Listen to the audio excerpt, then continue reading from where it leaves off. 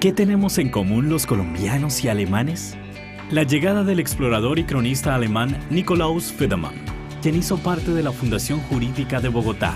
La llegada de Alexander von Humboldt a Bogotá y su encuentro con el botánico José Celestino Mutis para el futuro de las ciencias naturales y humanas. La llegada de la cerveza a Colombia, gracias a la alianza entre Leo Koop y Castelo. La instalación de los colegios alemanes en Barranquilla, Cali, Medellín y Bogotá. El Tratado de Libre Comercio entre Alemania y Colombia, que entró en vigor en el 2012. La llegada del acordeón alemán Hohner en 1968 y con él la creación del vallenato. A lo largo de la historia, Colombia y Alemania han logrado consolidar un estrecho vínculo cultural, diplomático, de negocios y de cooperación bilateral por más de 150 años que ha conducido a innumerables logros. Es así como, desde hace más de 88 años, la AHK Colombia está presente en Bogotá y 15 años en Medellín, con cobertura en todo el territorio nacional, consolidándose como un socio estratégico para la comunidad empresarial de ambos países. Esto nos ha permitido hasta el día de hoy ofrecer soluciones sostenibles para ir más allá, al impulsar el comercio bilateral para el crecimiento y la internacionalización de las empresas, al generar oportunidades para la transición energética y la conservación del medio ambiente, al fomentar la transferencia de conocimiento mediante la educación superior, la formación dual, las especializaciones técnicas y la capacitación, al incentivar la innovación, liderando proyectos que le apuestan a la transformación digital y al apoyar el emprendimiento con iniciativas respaldadas por ideas innovadoras. Integramos lo mejor de Colombia y Alemania. En la AHK Colombia, vamos más allá.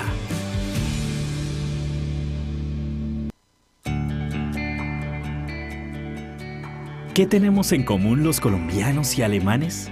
La llegada del explorador y cronista alemán Nikolaus Federmann, quien hizo parte de la Fundación Jurídica de Bogotá. La llegada de Alexander von Humboldt a Bogotá y su encuentro con el botánico José Celestino Mutis para el futuro de las ciencias naturales y humanas. La llegada de la cerveza a Colombia, gracias a la alianza entre Leo Koop y Castelo. La instalación de los colegios alemanes en Barranquilla, Cali, Medellín y Bogotá. El Tratado de Libre Comercio entre Alemania y Colombia, que entró en vigor en el 2012. La llegada del acordeón alemán Hohner en 1968 y con él la creación del vallenato.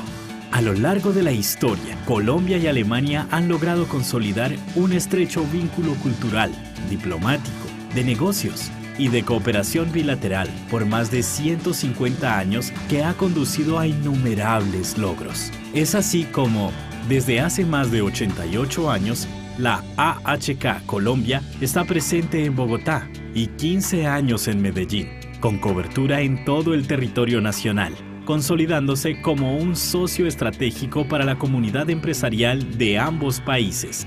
Esto nos ha permitido hasta el día de hoy ofrecer soluciones sostenibles para ir más allá, al impulsar el comercio bilateral para el crecimiento y la internacionalización de las empresas, al generar oportunidades para la transición energética y la conservación del medio ambiente, al fomentar la transferencia de conocimiento mediante la educación superior, la formación dual, las especializaciones técnicas y la capacitación, al incentivar la innovación, liderando proyectos que le apuestan a la transformación digital y al apoyar el emprendimiento con iniciativas respaldadas por ideas innovadoras. Integramos lo mejor de Colombia y Alemania. En la AHK Colombia, vamos más allá.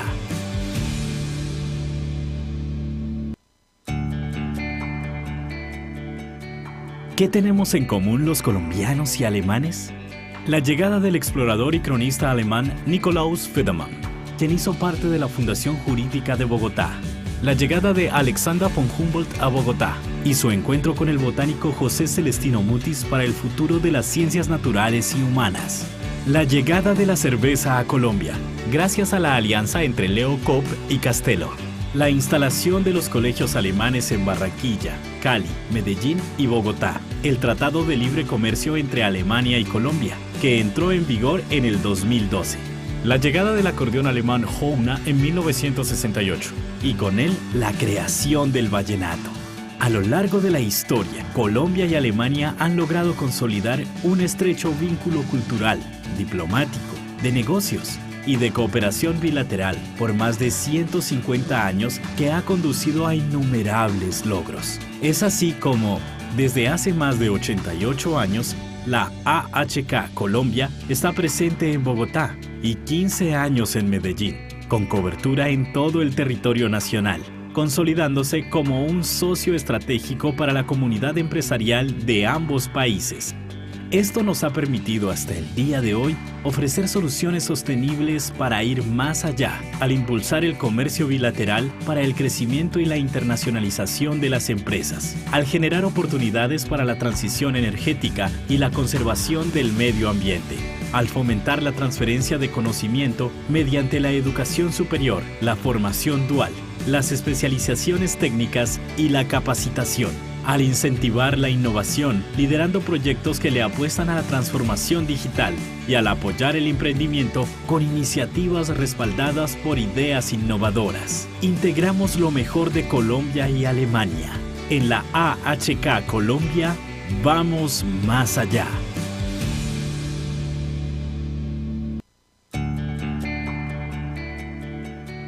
¿Qué tenemos en común los colombianos y alemanes? La llegada del explorador y cronista alemán Nikolaus Federmann, quien hizo parte de la Fundación Jurídica de Bogotá. La llegada de Alexander von Humboldt a Bogotá y su encuentro con el botánico José Celestino Mutis para el futuro de las ciencias naturales y humanas. La llegada de la cerveza a Colombia, gracias a la alianza entre Leo Koop y Castelo. La instalación de los colegios alemanes en Barranquilla, Cali, Medellín y Bogotá. El Tratado de Libre Comercio entre Alemania y Colombia, que entró en vigor en el 2012. La llegada del acordeón alemán Hohner en 1968 y con él la creación del vallenato.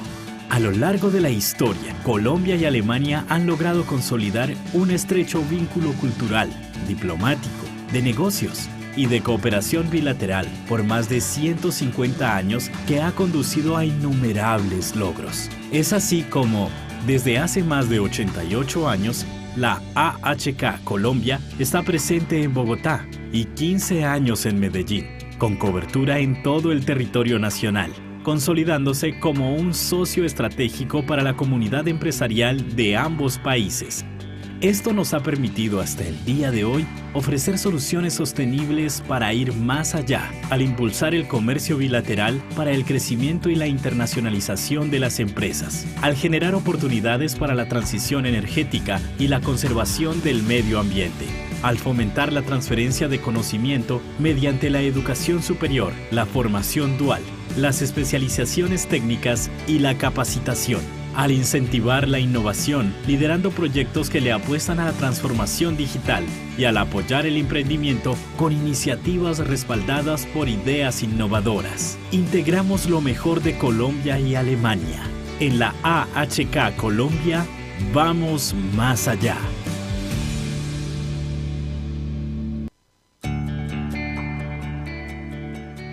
¿Qué tenemos en común los colombianos y alemanes? La llegada del explorador y cronista alemán Nikolaus Federmann, quien hizo parte de la Fundación Jurídica de Bogotá. La llegada de Alexander von Humboldt a Bogotá y su encuentro con el botánico José Celestino Mutis para el futuro de las ciencias naturales y humanas. La llegada de la cerveza a Colombia, gracias a la alianza entre Leo Koop y Castelo. La instalación de los colegios alemanes en Barranquilla, Cali, Medellín y Bogotá. El Tratado de Libre Comercio entre Alemania y Colombia, que entró en vigor en el 2012. La llegada del acordeón alemán Hohner en 1968 y con él la creación del vallenato. A lo largo de la historia, Colombia y Alemania han logrado consolidar un estrecho vínculo cultural, diplomático, de negocios y de cooperación bilateral por más de 150 años que ha conducido a innumerables logros. Es así como, desde hace más de 88 años, la AHK Colombia está presente en Bogotá y 15 años en Medellín, con cobertura en todo el territorio nacional, consolidándose como un socio estratégico para la comunidad empresarial de ambos.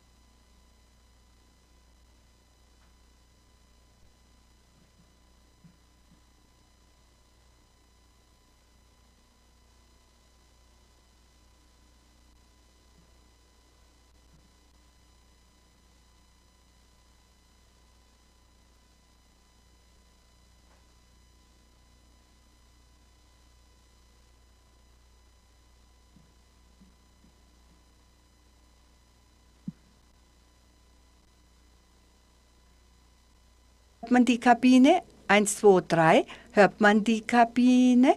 1, 2, 3. 1, 2, 3. 1, 2, 3. 1, 2, 3. 1, 2, 3. 1, 2, 3. 1, 2, 3. 1, 2, 3. 1, 2, 3. 1, 2, 3. ¿Ya? ¿Ahora sí? ¿Ya? Súper. El español, por favor, rápido, el español. Damas y caballeros, muy buenos días. So, meine Damen und Herren, schönen guten Morgen. Im Namen der deutsch-kolumbianischen Industrie- und Handelskammer heißen wir Sie ganz herzlich willkommen zum ersten deutsch-kolumbianischen Wirtschaftsforum, und zwar zur Industrialisierung, zu einer gerechten Energiewende. Und im Rahmen des Besuchs des Vizekanzlers und Bundesminister für Wirtschaft und Klimaschutz, Dr. Robert Habeck, und Herr Bundesminister für Ernährung und Landwirtschaft, Herr Cem Özdemir. Dieser Besuch kommt begleitet von einer Delegation, politisch und wirtschaftliche Delegation, und mit der AHK, dem Außenministerium Kolumbiens, der kolumbianischen Botschaft in Deutschland, der deutschen Botschaft in Kolumbien, das BMW UK und Germany Trade and Invest, organisieren wir dieses Wirtschaftsforum mit dem Ziel, dass wir aktive Dialogräume schaffen und partizipative, damit wir Strategien aufstellen können, gemeinsam, damit wir zu einer gerechten Energiewende übergehen können. Eine nachhaltige Energie, die ja grundlegende Standbeine sind für beide Länder. Kolumbien hat Energieressourcen, um Energien aus nicht konventionellen Quellen produzieren zu können. Und sie hat auch die Kapazität, grünen Wasserstoff zu produzieren und zu exportieren zu Ländern, die eine große Nachfrage, wie zum Beispiel Bundesrepublik Deutschland. Bundesrepublik Deutschland ist ein strategischer Partner, was die Geschäfte angeht, Impuls für Investitionen, bilateraler Handel, aber auch im Klimaschutz und Know-how, Technologietransfer. Mit diesem Forum wollen wir die Technologie, das Know-how und die Kooperationsmechanismen seitens Deutschland kennenlernen, und zwar was erneuerbare Energien angeht, grüner Wasserstoff und nachhaltige Landwirtschaft. Wir werden nun mit unserem Forum beginnen mit den Worten von Herrn Vizekanzler und Bundesminister für Wirtschaft und Klimaschutz der Bundesregierung. Dr. Habeck, seien Sie herzlich willkommen. Sie haben das Wort.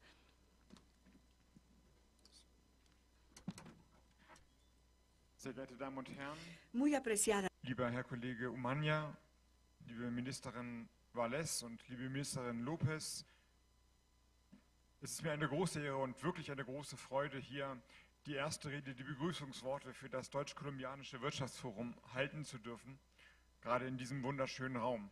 den Sie uns zur Verfügung gestellt haben. Lassen Sie mich deshalb mit einem Dank beginnen, einen großen Dank an die kolumbianische Regierung, die diese Konferenz nach Kräften unterstützt hat. Danke für die Gastfreundschaft und Dank an die deutsch-kolumbianische Handelskammern, die diese Konferenz ausgerichtet haben. Wir sitzen hier als Ministerinnen und Minister, wir halten die Reden, die Kameras sind auf mich gerichtet, aber die eigentliche Arbeit, die uns hierher geführt hat, haben natürlich ganz andere gemacht, die alle irgendwo im Hintergrund stehen, und das wissen Sie, dass solche Konferenzen unglaublich viele Stunden Vorbereitung bedarfen. Also vielen Dank, dass Sie diese Konferenz ermöglicht haben.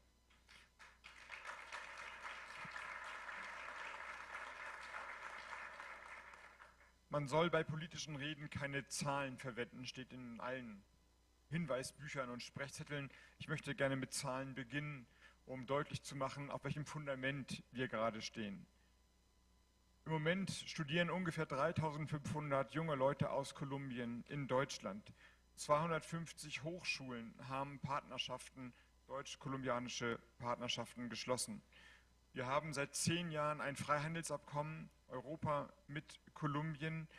300 deutsche Unternehmen, oder von 300 wissen wir, weil sie in der AHK organisiert sind, haben Investitionen in Kolumbien getätigt, finden sich hier vor Ort, darunter die Schwergewichte der deutschen Wirtschaft und der deutschen Industrie. Und seit 150 Jahren gibt es enge, vertraute diplomatische Beziehungen zwischen Deutschland und Kolumbien. Diese Zahlen illustrieren, dass wir nicht bei Null anfangen. Wir stehen auf einem soliden, von den Politikerinnen und Politikern vor uns, aber eben auch von den Unternehmerinnen und Unternehmern vor uns erarbeiteten Fundament. Und dennoch ist diese Konferenz eine besondere, und die Gespräche, die wir auf der Regierungsseite führen, finden zu einem besonderen Zeitpunkt statt. Ich würde Ihnen mit einer vierfachen Transformation beschreiben.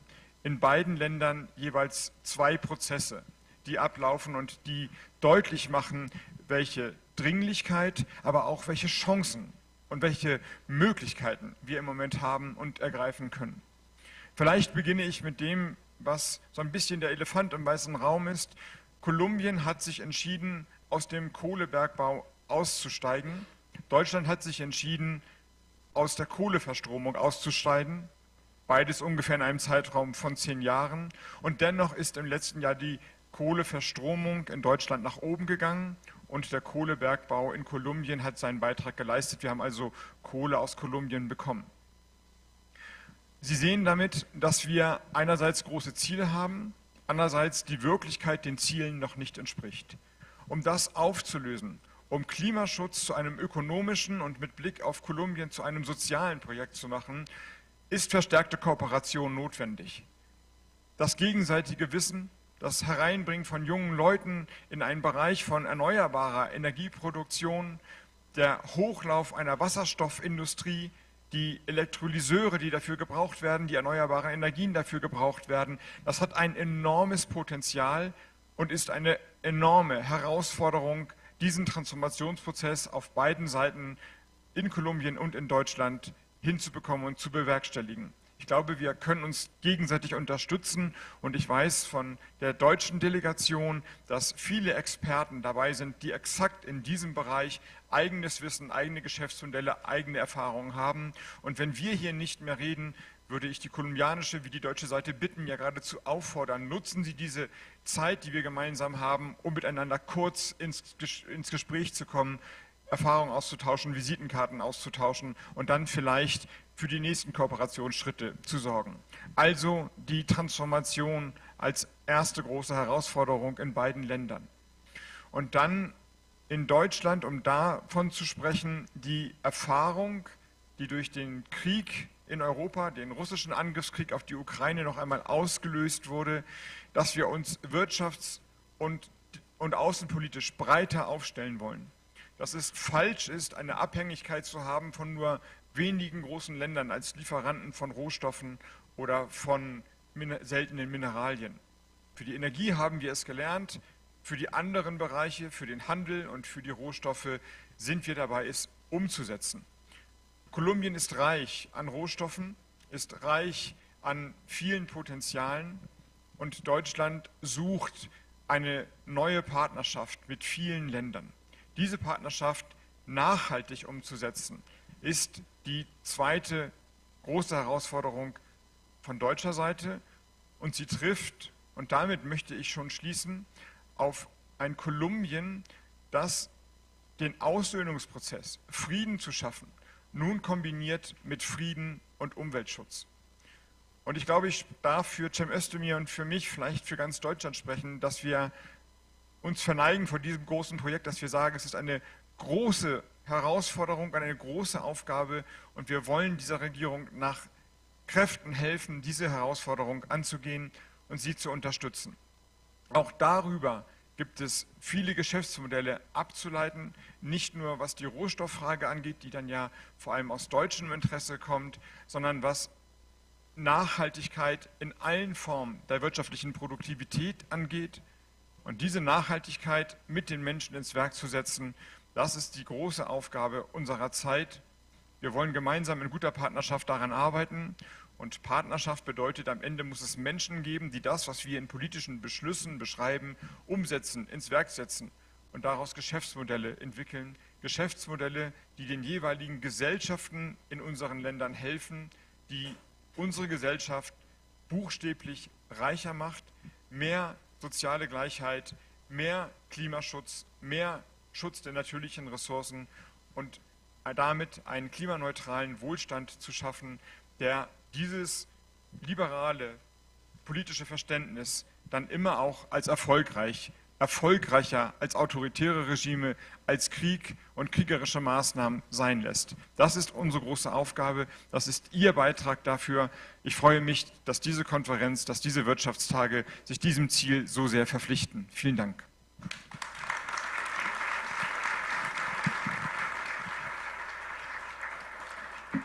Muchas gracias, señor Vicecanciller. Ja, vielen Dank, Herr Vizekanzler. Dieses Forum wird mittels YouTube direkt ausgestrahlt, sowohl von Außenministerium wie von der AHK. Im Nachhinein werden wir die Ausführungen vom Wirtschaftsminister, Handelsminister auch für Tourismus, Dr. Umaña, hören. So, vor allem einen ganz besonderen Gruß an die Minister, die uns am heutigen Tag begleiten, der deutsch-kolumbianischen Industrie- und Handelskammer. Vielen Dank für diese außerordentliche Organisation und auch für die Beteiligung von Mariam, die deutsche Botschafterin in Kolumbien, wie auch Yadir Salazar, die kolumbianische Botschafterin in Deutschland, die uns per YouTube zugeschaltet ist. Denn sie ist ebenfalls eine ganz wichtige Person, die diese tiefgehenden Beziehungen mit beigetragen hat. Die Mehrzahl der Unternehmer, die heute hier präsent sind, habe ich das Privileg, sie schon zu kennen. Und wie Herr Bundesminister sagte, wir haben einen neuen Dialog begonnen. Wir haben einen neuen Dialog begonnen, in dem das Grundsätzliche nicht der Handel ist, sondern das Grundsätzliche ist die Energiewende hin zu einer nachhaltigen Entwicklung und wo die Verpflichtung, wie zum Beispiel unserer Länder und seitens unserer Unternehmen, insbesondere mit den Entwicklungsfaktoren einhergehen. Und wenn man von Faktoren der Entwicklung spricht, dann spricht man insbesondere zwei Punkte ein. Erstens technischer Fortschritt und zweitens Entwicklung des humanen Kapitals oder des der menschlichen Kapazitäten, wie wir sagen. Deswegen die Gespräche, die wir mit vielen deutschen Unternehmen in den letzten 6 Monaten gehabt haben, sogar 7 Monate, ist ein Gespräch oder ein Dialog gewesen, in dem das Thema der Investition und der industriellen produktiven Ergänzung und Dienstleistungen zur Grundlage geworden ist. Und deswegen haben wir Gespräche mit Siemens geführt. Wir arbeiten aber auch mit anderen Industrien, was den grünen Wasserstoff angeht. Wir haben hier Unternehmen, die uns bei den verschiedenen Besuchen, die wir abgestattet haben, sowohl in der Guajira, das ist ganz im Norden Kolumbiens, aber auch in Cartagena an der Karibikküste gemacht haben, uns begleitet haben. Unser Ziel ist eins, Energiewende. Der Präsident Preto hat wirklich als überzeugtes Ziel eine wichtige Ergänzung zu machen. und zwar grüner Wasserstoff und Ammoniak. Und nicht nur das, sondern Anwendung von Mineralien mit Mehrwert, mit Eingliederung der Wertschöpfungsketten. Also, was machen wir? Einen Vorschlag der Entwicklung. Und so ist es vorgesehen in der Politik der Reindustrialisierung, die wir Ihnen schon unterbreitet haben. Es ist eine Einladung an die deutschen Unternehmer, dass wir nicht nur an Handel denken, sondern auch an Investitionen.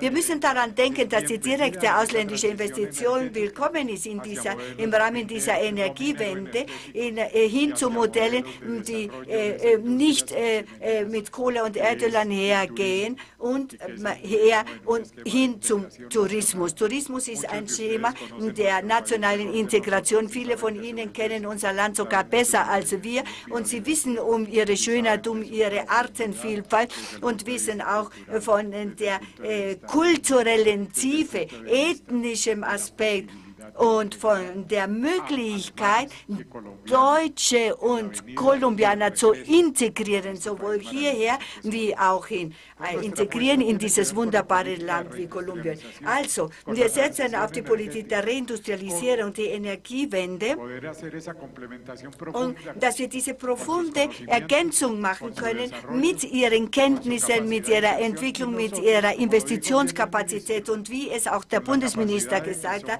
mit den Kapazitäten, dass wir eine dekarbonisierte Wirtschaft sind, sogar beträchtlich dekarbonisiert im Vergleich zu anderen Ländern und mit einem riesigen Angebot, um grüne Wirtschaften tatsächlich vorwärts zu bringen, mit den Investitionen und mit den Kenntnissen anderer Länder. Und auf der anderen Seite niemand wie Kolumbien, und das Ziel des Präsidenten Petro ist es, die Energiewende so schnell wie möglich umzusetzen.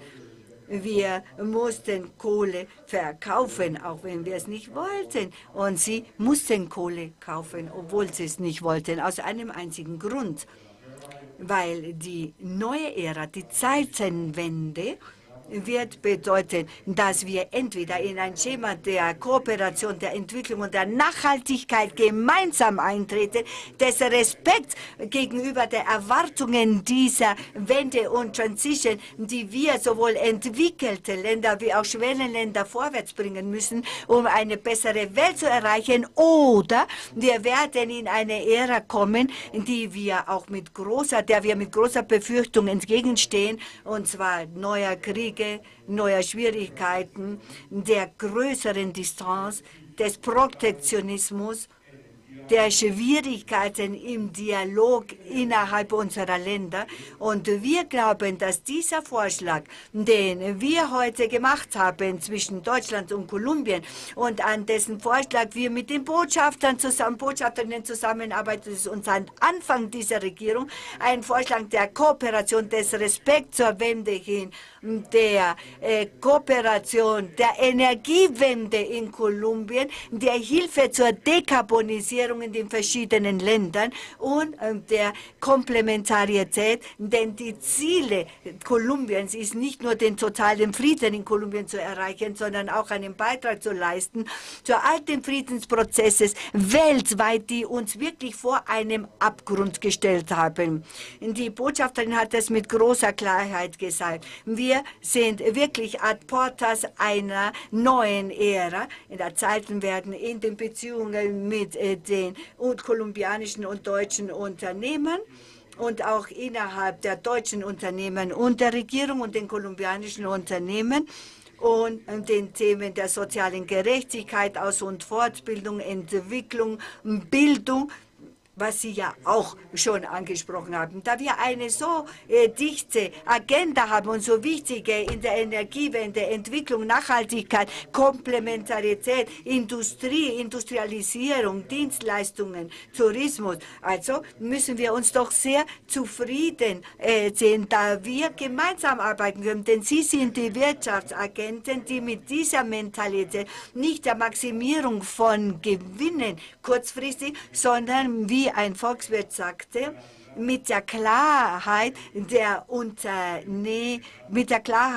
müssen Unternehmer Kosten halten, damit sie ewig im Geschäft bleiben, mit einem Prozess der gemeinsamen Kumulierung, ein Prozess der gemeinsamen Produktivität. Und mit dieser Klarheit ist unsere Einladung, dass, obwohl wir ein Abkommen haben, das nennt sich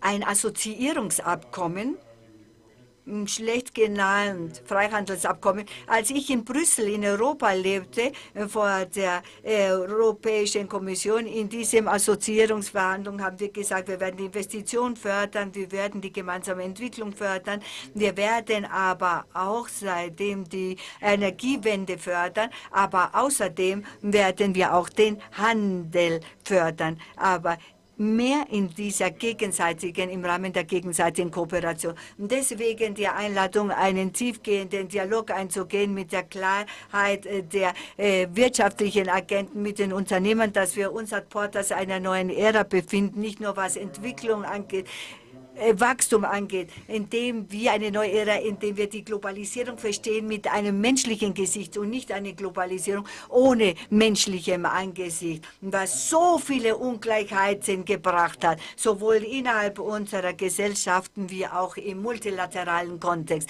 Ich möchte Sie ganz herzlich willkommen heißen. Ich möchte den Bundesministern bei Ihnen mich ganz herzlich bedanken, die Bedeutung Ihres Besuches hier betonen und vor allem die neue Alternative, die wir nicht nur in Kolumbien, sondern auch seitens aller Länder, die sich in der Entwicklung befinden, hier vorgeschlagen haben. Wir glauben, das ist der Anfang dieser neuen Ära der Kooperation und Zusammenarbeit. Vielen Dank für Ihre Aufmerksamkeit. Vielen Dank, Herr Minister. Im Folgenden die Worte des Herrn Ministers für Ernährung und Landwirtschaft aus Deutschland, Cem Özdemir.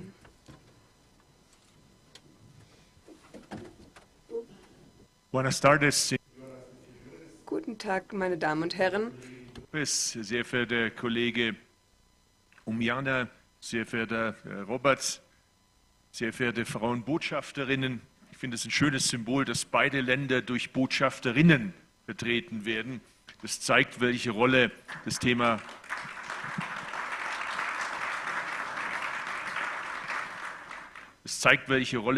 Frauen auch für unsere Zusammenarbeit zwischen Kolumbien und der Bundesrepublik Deutschland spielt. Es ist Robert und mir eine große Ehre, heute gemeinsam mit Ihnen das deutsch-türkische... Sorry, meine Vorfahren kommen aus der Türkei, deshalb habe ich gerade deutsch-türkisch gesagt. Sie können sich nicht vorstellen, was es für ein Kind aus einer Migrantenfamilie bedeutet, heute hier stehen zu dürfen und mit Ihnen gemeinsam ein solches Forum unterstützen zu dürfen. Ich sage das deshalb, weil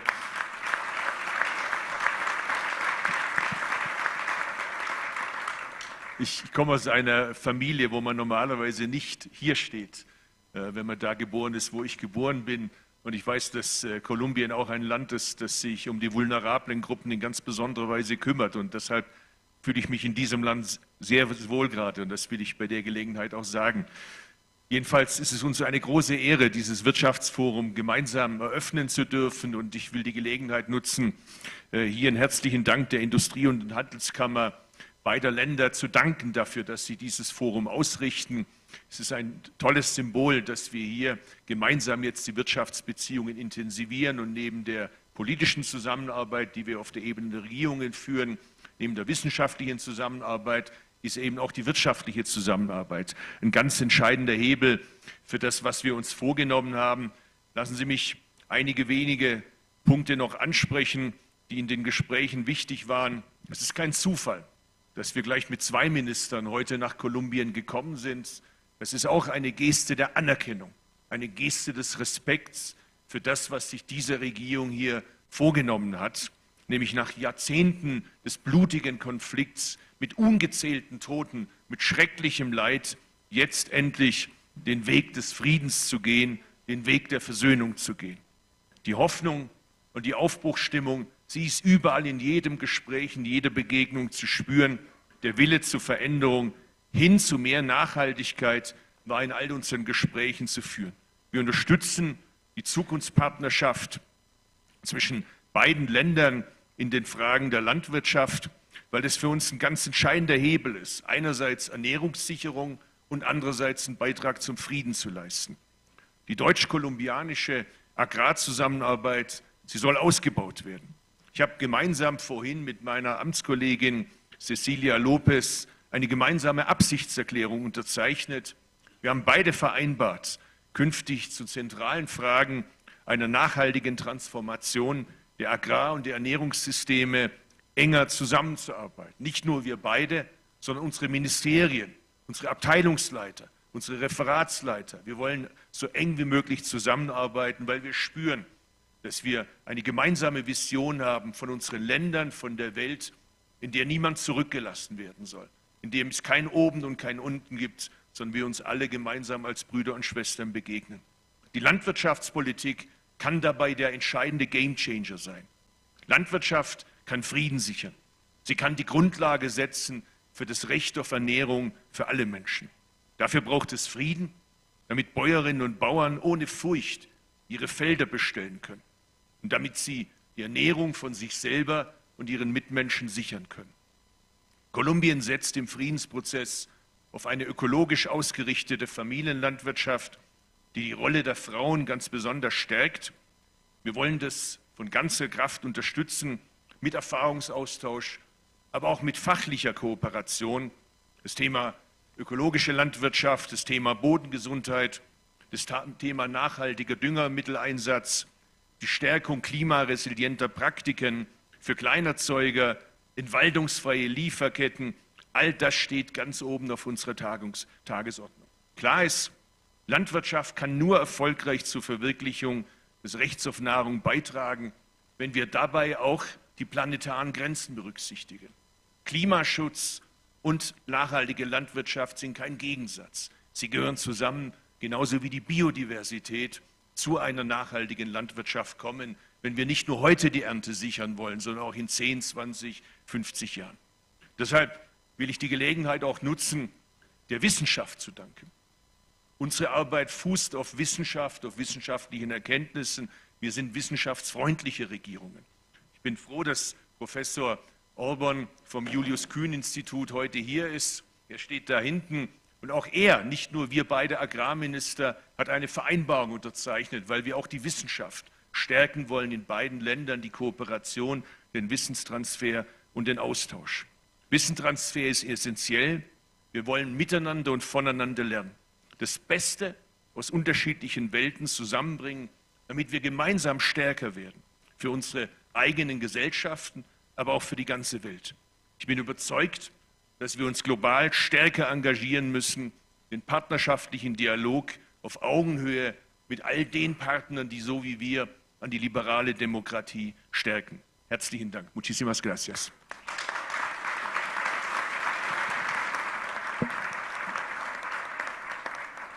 Muchas gracias, señor.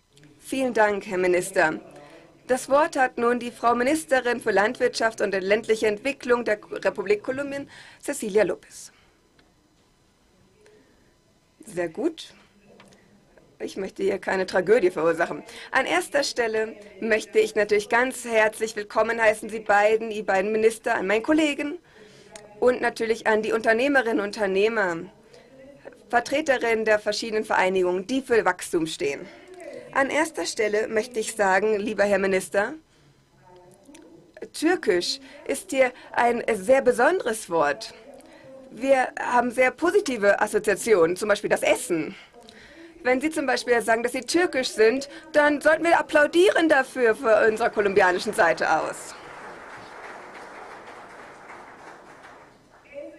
Das ist wirklich etwas Wunderbares zu sehen, dass die beiden Minister hier sind und verstanden haben, was für uns es bedeutet, mit dem Friedensvertrag endlich den richtig umzusetzen, für die gesamte Regierung, aber vor allem für das Landwirtschaftsministerium ist die ganze Politik darauf ausgerichtet, um einen Sektor zu erwecken, der am Schlafen war. Ein Sektor, in dem Krieg geführt wurde. Der landwirtschaftliche Sektor, in dem so viele Opfer sind. Es ist also sozial, umweltpolitisch, wirtschaftlich, die Ausmaße sind unglaublich. Und heute haben wir eine Declaration unterschrieben, Und das bedeutet, dass durch Sie, Herr Landwirtschaftsminister, durch Sie, Herr Vizekanzler, dass wir einen neuen Partner haben, einen stärkeren Partner. Und Deutschland wird unser Partner sein.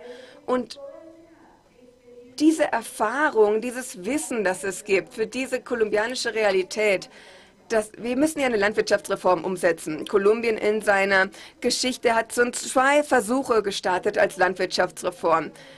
Denn die Landverteilung ist einfach nur peinlich.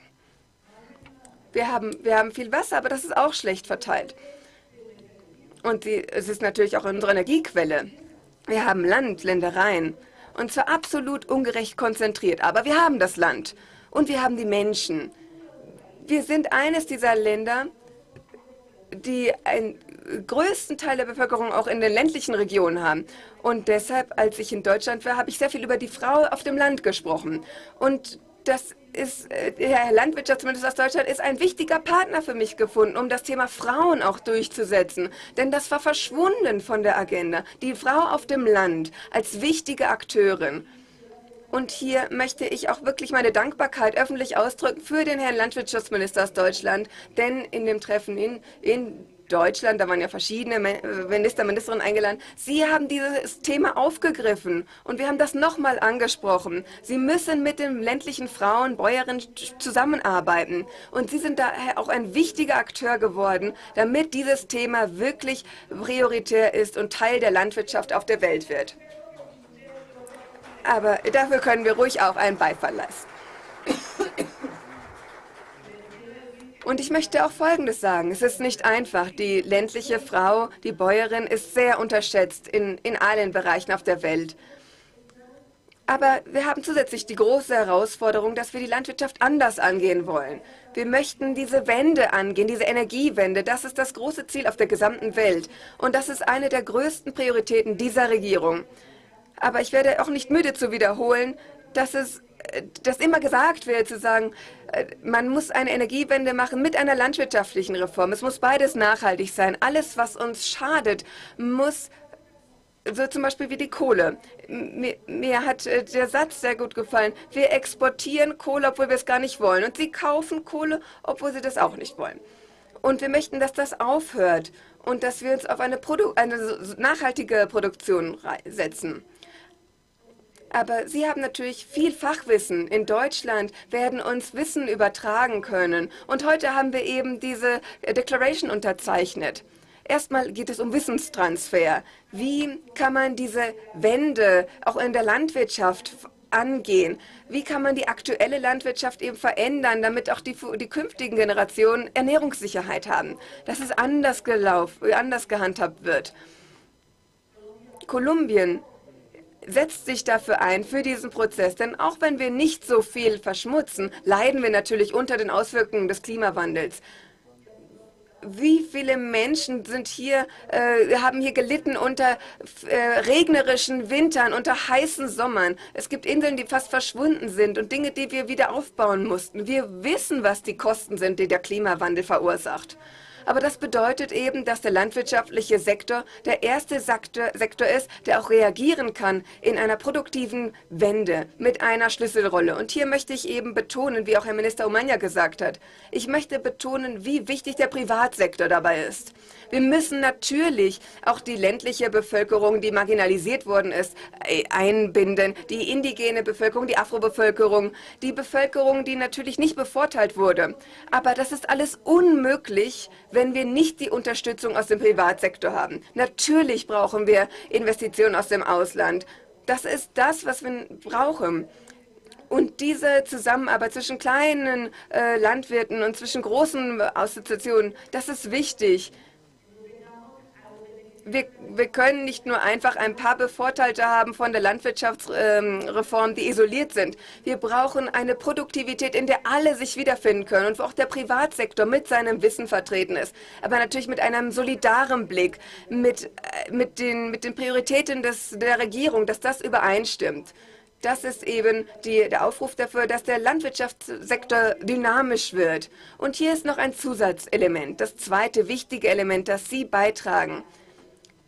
die Assoziierung. Sie wissen, wie man Menschen zusammenbringt, um gemeinsam zu produzieren. Sie wissen, wie man mit dieser Gruppe umgeht, mit verschiedenen Interessengruppen, dass man sich auf etwas einigt, um gemeinsam etwas zu produzieren. Und da haben Sie sehr viel Wissen und Erfahrung. Und das ist für uns ein Schlüsselpunkt. Und etwas anderes, das ich gelernt habe während meiner Berlin-Reise in diesem Jahr, das ist auch der dritte Punkt, wo wir auch von Ihnen lernen werden, ist, wie kann man die Natur nutzen, um die Landwirtschaft anders umzusetzen. Auf der Lebensmittelmesse war ich wirklich beeindruckt von der Rolle der Insekten. Wie können Insekten Pestizide ersetzen? Da war ich wirklich beeindruckt. Und das war einer der großen Beiträge. Und da spreche ich jetzt über Bienen, unsere Bienen. Wir hatten gar nicht klar vor Augen, wie wichtig die Bienen sind. Und Sie wissen das. Und das sind nur einige Beispiele, die ich eben gesehen habe, von dieser Joint Venture, um diesen englischen Gringo-Begriff zu verwenden. Also eine andere Landwirtschaft. Das möchte ich ganz öffentlich mich dafür bedanken, an die beiden Minister aus Deutschland und natürlich auch an meinen Kollegen. Meinen Kollegen aus Deutschland, mit dem ich bin ganz sicher, ein bisschen Deutsch werde ich schon lernen, aber Sie werden natürlich viel mehr Spanisch lernen. Vielen herzlichen Dank.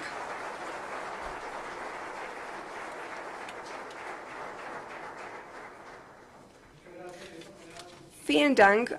Hier kommen wir nun zum Ende der Einführung des Wirtschaftsforums, um weiterzumachen mit der Agenda. Wir bedanken uns ganz herzlich bei den Ministern aus Deutschland und unseren beiden Ministern aus Kolumbien. Für uns im Außenministerium ist es eine große Ehre, dass Sie heute hier waren. Wie ich bereits gesagt habe, machen wir weiter mit den Debatten aus dem Wirtschaftsforum, die uns heute hier zusammenrufen. Vielen Dank. Andrea Ramírez Prado, de la revista Cambio, y se denomina Reindustrialización orientada hacia una transición energética justa. El segundo panel se denomina Agroindustria y Climate Food y será moderado por la periodista económica Sol Suárez de Noticias Caracol.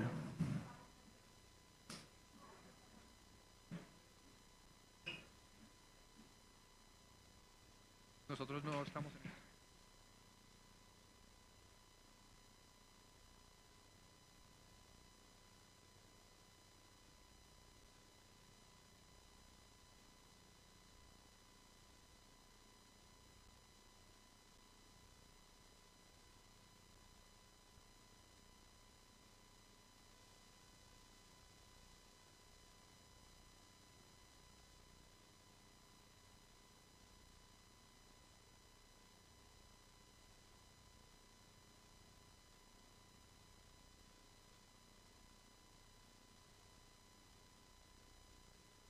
Ahí está activado.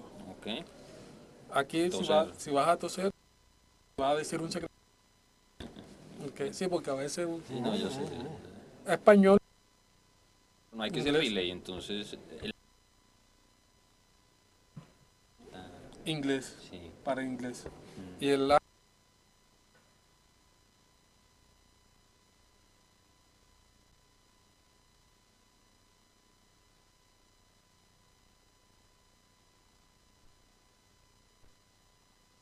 ¿Dónde está Juliana?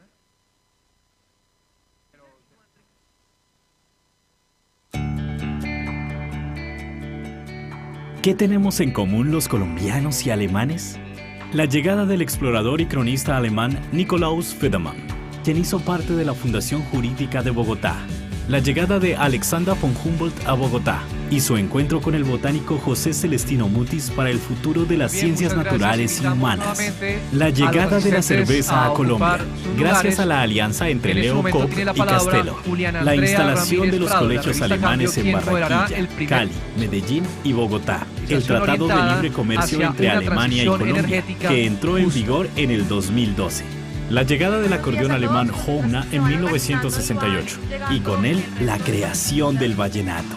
A lo largo de la historia, Colombia y Alemania han logrado consolidar un estrecho vínculo cultural, diplomático, de negocios y de cooperación bilateral por más de 150 años que ha conducido a innumerables logros. Es así como, desde hace más de 88 años, La AHK Colombia está presente en Bogotá y 15 años en Medellín, con cobertura en todo el territorio nacional, consolidándose como un socio estratégico para la comunidad empresarial de ambos países. Esto nos ha permitido hasta el día de hoy ofrecer soluciones sostenibles para ir más allá, al impulsar el comercio bilateral para el crecimiento y la internacionalización de las empresas, al generar oportunidades para la transición energética y la conservación del medio ambiente, al fomentar la transferencia de research journalist in economics and public contracting. It's an honor for me to be in this first economic forum, which Colombia and Germany. This first part will deal with the reindustrialization geared to fair energy transition. Our panelists are first rate, and we're going to see their projects, and we're going to see their points of view. We have Juan Ricardo Ortega, President of the Energy Group Bogotá, Grupo Energía Bogotá from 20. He's worked there and worked in the Inter-American Bank. He has been the director of DIAN, of the tax outfit, director of economic studies at Economic Planning, vice minister of Treasury, and a professor at a number of universities. We also have Jamie Baez, I'm vice president of Soluciones Bajas, of Ecopetrol low emissions from last year. She is in charge of leading the strategy regard to low emission energy sources and gas and hydrogen. Jamie is also the president of the board of Invercorsa. Here we have Ilver Coleman. Silvia Coleman is the general director of Invercorsa and also the representative of Pomerania for Business, multinational representative, and also worked at the German Space Center. Here we have Omar Vargas. Omar is managing director of Aglia Norte Siemens Energy, a specialist in not just energy but also telecom, electricity, and industry. A member also of the Colombian and German Chamber and the Colombian Hydrogen and Web Colombia. We begin with our first guest, Juan Ricardo Ortega. Juan Ricardo, Grupo Energía Bogotá has energy assets in a number of South American countries. Tell us, in the framework of this cooperation, how can you imagine a German-Colombian alliance in this sense? Thank you very much. I thank the German embassy and the government. It's a privilege and an honor to be with you. First, the first steps is the exchange of knowledge. What we have been setting up at Ecopetrol are these centers for intelligence where we can train people and have people who have the capacity to be able to meet these challenges. That's the first step. We as a group, we approved $13 million for investing in training, leader teams in innovation, and to have technicians in the regions where we need to create human capital. That's the first step.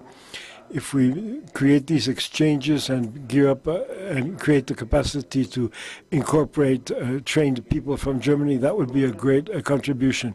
Colombia is investing heavily in infrastructure in the north of the country. There's studies on generating wind energy offshore around Barranquilla, and there's a lot of development in La Guajira. We went with a German delegation a few months ago and showed them the enormous potential of La Guajira. But La Guajira, for development, requires large investment in the communities. So the group is finishing a long task, 130 prior consultations, and to build the first important transmission line in order to be able to extract that energy. And La Guajira is an important opportunity, an essential opportunity for clean energy, for developing hydrogen, green hydrogen, possibly in Cartagena or Barranquilla, once we have the installations. The Atlantic coast in Colombia has a lot of energy challenges, and today the main source of is thermal energy. And part of the discussions is if we begin to work through blue hydrogen, through the gas of Ecopetrol, and at one point can we have the infrastructure for having competitive generation, maybe 5 or 6 years, in order to be able to work on exporting hydrogen from Barranquilla or from Puerto Bolívar in La Guajira. The group has infrastructure for gas there, and it can be converted to hydrogen. So we can study a 5 or 6 year time frame for exporting hydrogen and producing hydrogen for the domestic market. We have pilots in public transport from Ecopetrol in Bogotá. We're getting our first hydrogen buses, and we are trying to cooperate with the mayor's office in that. You mentioned La Guajira. I understand you already have the Parque La Loma. Can you tell us about Parque La Loma, La Guajira, and what other projects are in the pipeline for you? La Loma is ongoing. It's 180 solar megawatts. There's infrastructure. It's not enough for a large project in hydrogen, but there is a large field, which is an eolic wind energy, and there in wind energy is the greatest potential. Generating wind power at night is a marginal price of 0, and that makes it possible to have infrastructure with very inexpensive energy. Eolic parks, the wind farm parks, will be ready. Maybe there's an environmental problem affecting them, but there's about 1,000 megawatts coming online in La Guajira, and maybe in the year 27. Jamie, tell me, Ecopetrol is the most important company in Colombia and the great actor in energy transition. In the changing the energy matrix, what projects do you have in the mid and long terms? Good day to you all. Before answering, first I would like to say that as a woman, as an engineer, as a mother, I'm very proud to be with you and be part of a company like Ecopetrol, and I'm glad the ministers gave us the minister around the role of women in the energy transition and in food security in our countries. Second message I want to reinforce that for us at Ecopetrol, to have a business that works financially cannot be less important than another hard reality of Colombia. The UN, in its most recent report delivered in October of last year, found that 15.5 million Colombians are in food insecurity in Colombia. They're not ingesting sufficient calories per day. It's as if they ate only once a day. That's 15.5 million Colombians. That's 30% of Colombians. I say this because I want you to know that from Ecopetrol, our way of doing business is not just a way of having financial profits, which of course is important for everybody, but it is also a mechanism through which companies that are particularly state countries try to close the social gap that after the Colombian conflict is really quite significant.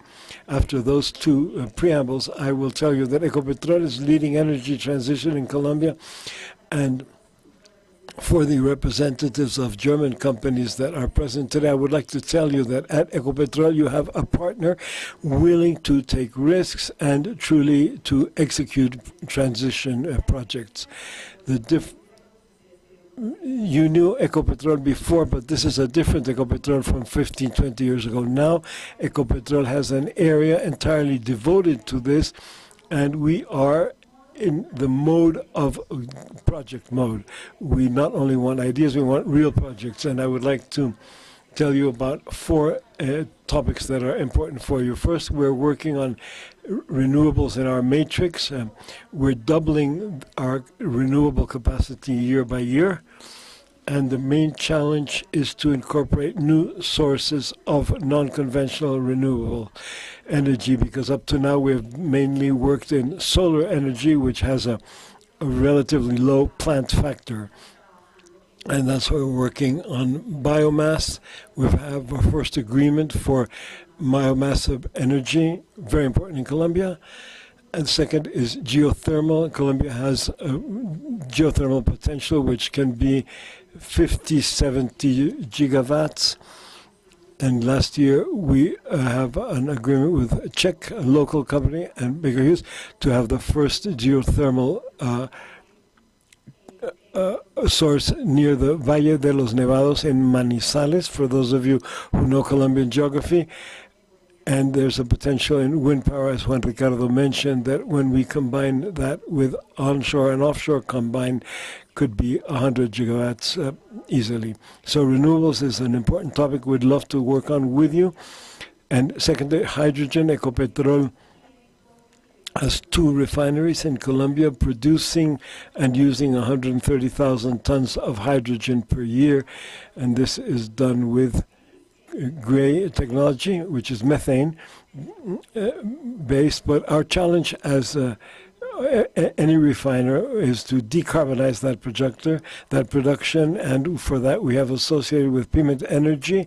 And thank you very much for joining us, and with other companies in Europe and in Japan to make 2 projects. This is a year old now. We're going to have these projects at the end of this year and begin constructing next year and have the first molecule of green hydrogen at industrial scale at the end of the year 25. These are real projects. Industrial scale projects, they are 120 megawatts capacity for electrolysis, and will of course require about 300 megawatts of renewable energy to feed into them and produce 18,000 tons of hydrogen per year. This is online and will be scaled up to gigawatts. And Barranquilla certainly and La Guajira will have the greater potential there.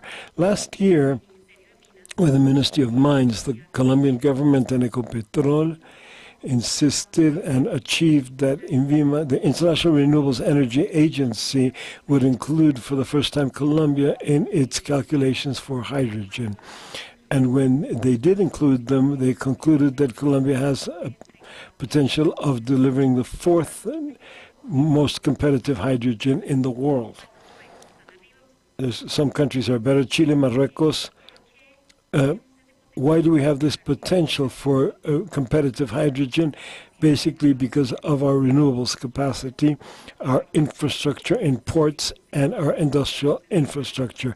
So for us, hydrogen is a greatly important product.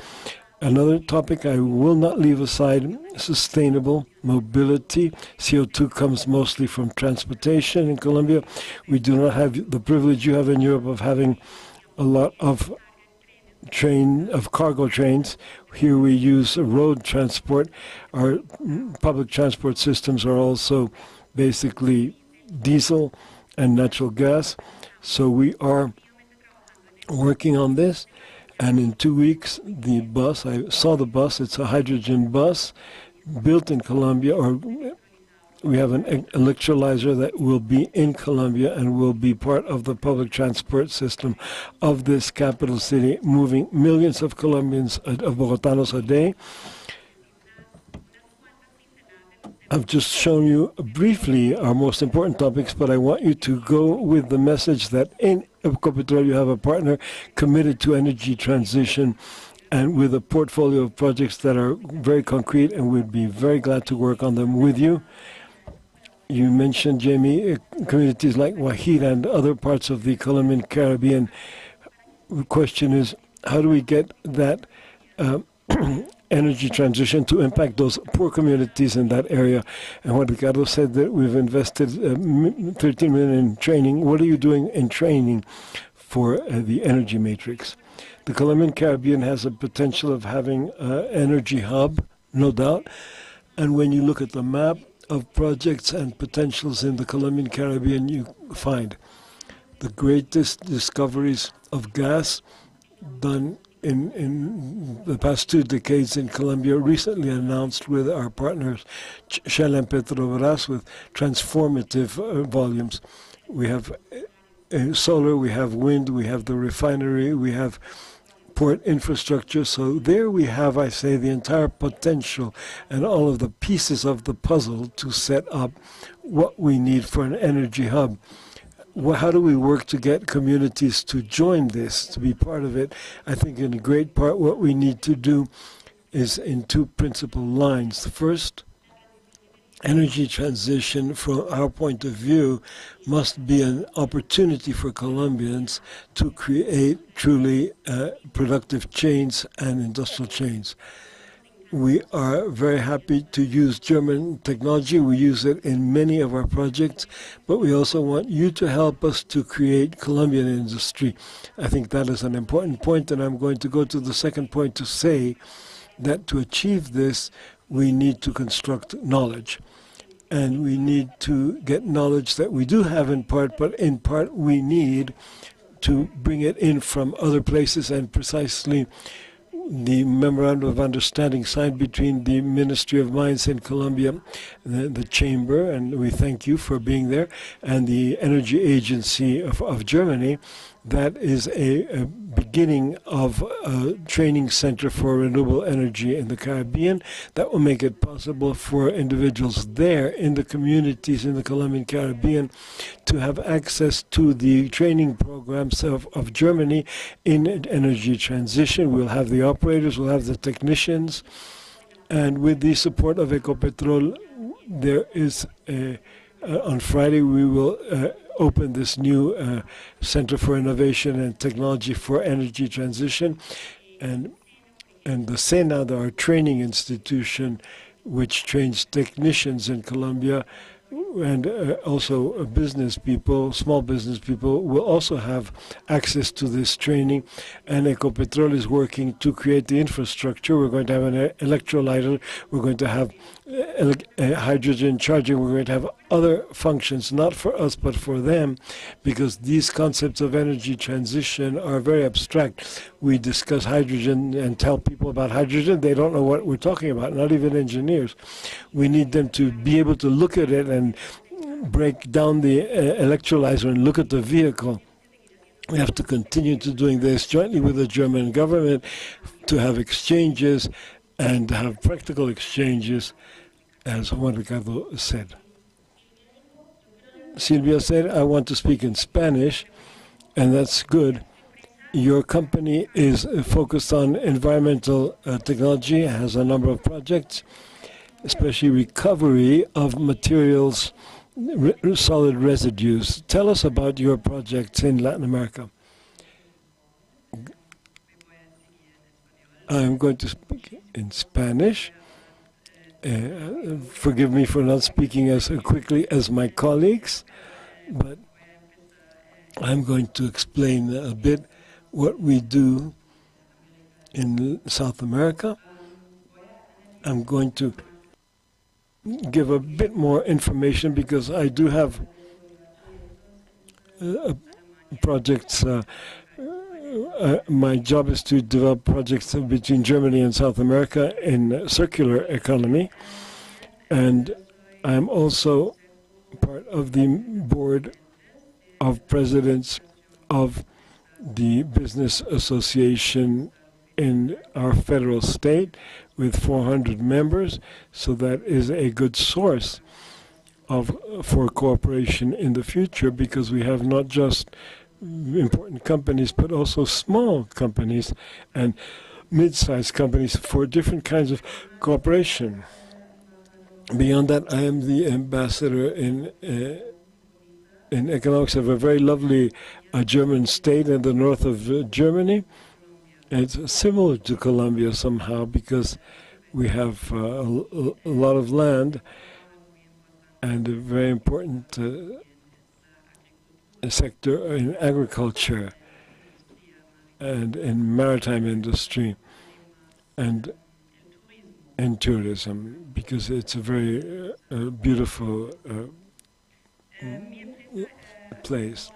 Our company analyzes technical analysis in the area of residues because there too has been mentioned today in education also, because all in training and education, all of our industrial plant in Germany on residual waste is quite complex, and we need a lot of training for it. I'm going to also speak a bit of Portuguese here. This is Portañol. I hope you don't mind, because I've worked for 10 years in Brazil, in the south of Brazil. So forgive me if Portuguese creeps into my Spanish. I will discuss some projects that we have already finished in the area of residues of hospitals. We have a technical study with over 50 hospitals for recovery of residues and through thermal treatment. We also have a project in Peru, not just Brazil, but also Peru, a recovery of how to recover peixes. I'm not sure what that is, I'm sorry. And how to add value. How can you use this animal? I think it's fish, using it with different products. So fish processing in Peru. In Cuba, we have worked on a project for pork, how to use the pig as food, but also use the entire gamut of residues of the animal to ultimately use it in biogas to generate energy again, because it's very important too, when you develop a very large plant, to recover the residues of the plant locally in an energy conscious manner. So this plant in Cuba is independent of any other energy source. Now looking at circular economy, the circular economy, I refer then to the protection of the environment.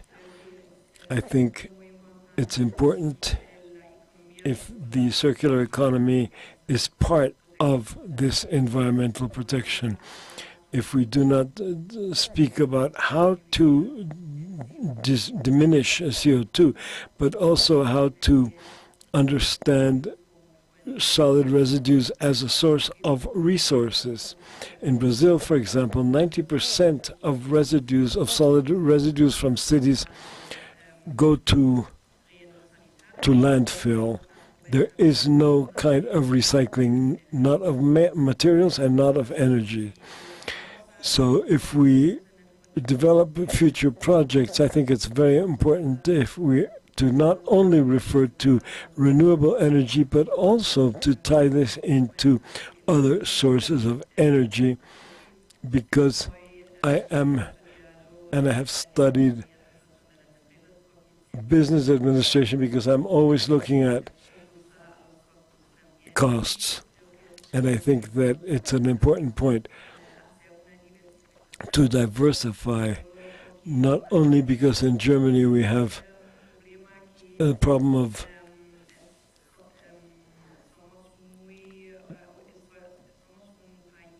being a country that imports energy. We're an energy importer, and that is always there's always a great potential for a country in substituting and producing the energy domestically. Germany is still a country that is importing energy, but possibly in the pipeline, residues are a source of energy, because Germany, of all the solid residues that we treat, So only 3% goes to landfill. It's quite the opposite of what I mentioned is the Brazilian situation. This means that we have been able to recover from these materials in a circular model, and otherwise these residues would have gone to landfill. And a very important point too is that these residues in South America, 50% are organic residues. And that means that these residues produce methane, which is much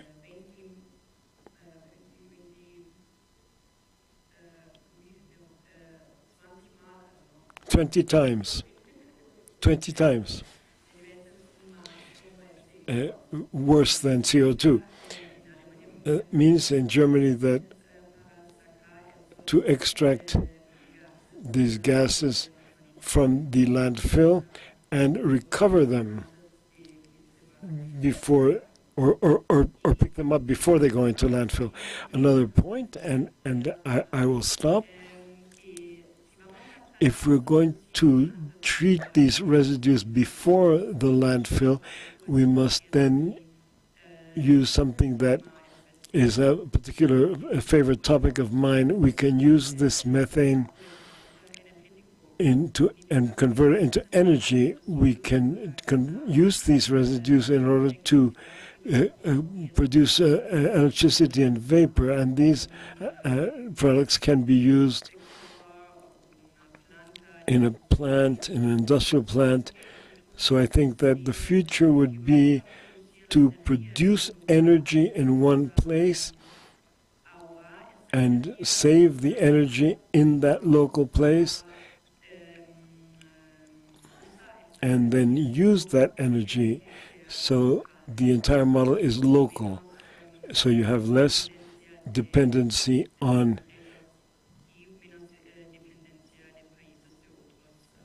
from other sources of energy and other countries. I'm sure you have pretty much understood. Yes, we did, and thank you very much for having invited me. Well, the Colombian and German Chamber, and the first time I come to Colombia. I'm very sorry that we're only here for a day, and only one day. I hope that we will be able to return. Certainly, we hope you come once and again, Silvia.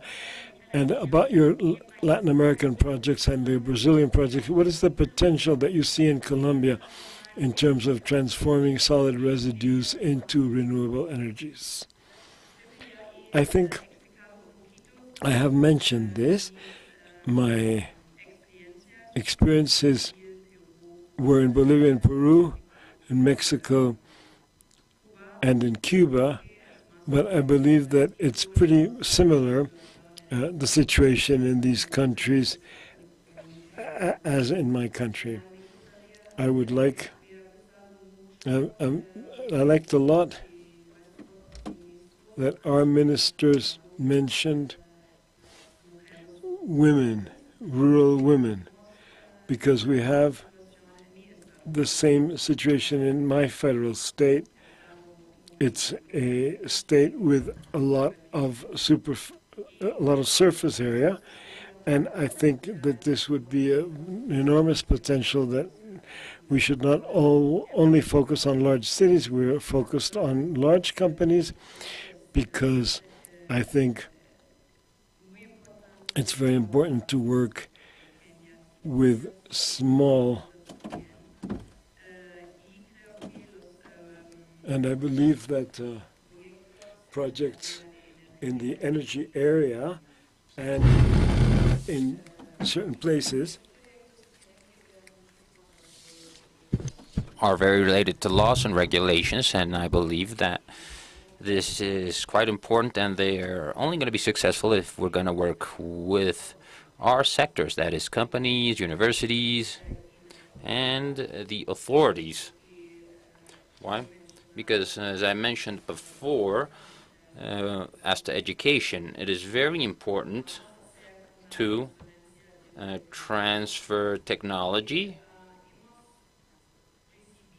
because we have reviewed and seen or received many delegations from many of the different countries of South America, specifically in our federal state.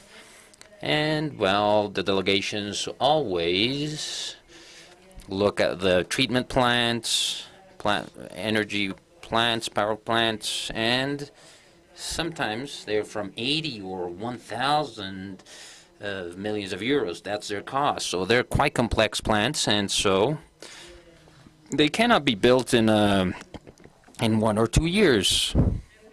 So I believe that past experience was people considered that things did not work, and we were going to bring technology to a country different than Europe. However, we always needed to adapt to the tropics, you know? And basically, yes, it's kind of like adapting it to the current situation of the country, because this means having different regulations, laws of the economy. I mean, there's lots of different things, but I believe that we have lots of options. But we always need is to educate. Now I'm going to close my presentation with 3 things. And I've mentioned to diversify. I think this is quite important. We need to allocate our risk in different sources of energy. And the other thing is to decrease product costs, specifically for renewable energies, because these renewable energies don't have a limit. The limit in itself is the production costs, which are quite high, and the market is quite limited. So we need to lower these different costs. This is important. And a thing that I have already mentioned is that in the future, local production and local increase and local consumption is important. So tell us, Siemens is a pioneer company here in Colombia, specifically in relation to hydrogen. So tell us a little bit about how you're implementing hydrogen in the country and how Colombia fares in the framework of what Sylvia mentioned, that is the diversification of renewable energies. Well, hello, thank you. Yes, well, I'll take advantage to likewise celebrate the fact that we have a quite diverse panel, as the minister just mentioned a while ago. I am very happy to see that we're interacting at this level. So specifically, to answer your question, I'm quite optimistic amidst everything occurring, global geopolitics and related to this. So I believe that, being optimistic about it, I believe that Colombia is treading in the correct path in terms of energy transition. We have a series of natural resources that are important, relevant, solid base that is going to be used if we really do want to transition. But we also have certain competitive advantages that perhaps we can mention later on. So I believe Colombia has an excellent opportunity of leading at a regional level, specifically in regards to these energy transition and specifically green hydrogen. So I believe that if we talk about those capabilities or natural resources that we have, most definitely we have to recognize that we have a level of irradiation in the country that, when we compare to the global level, is quite superior. For example, our Department of La Guajira and its geographical location.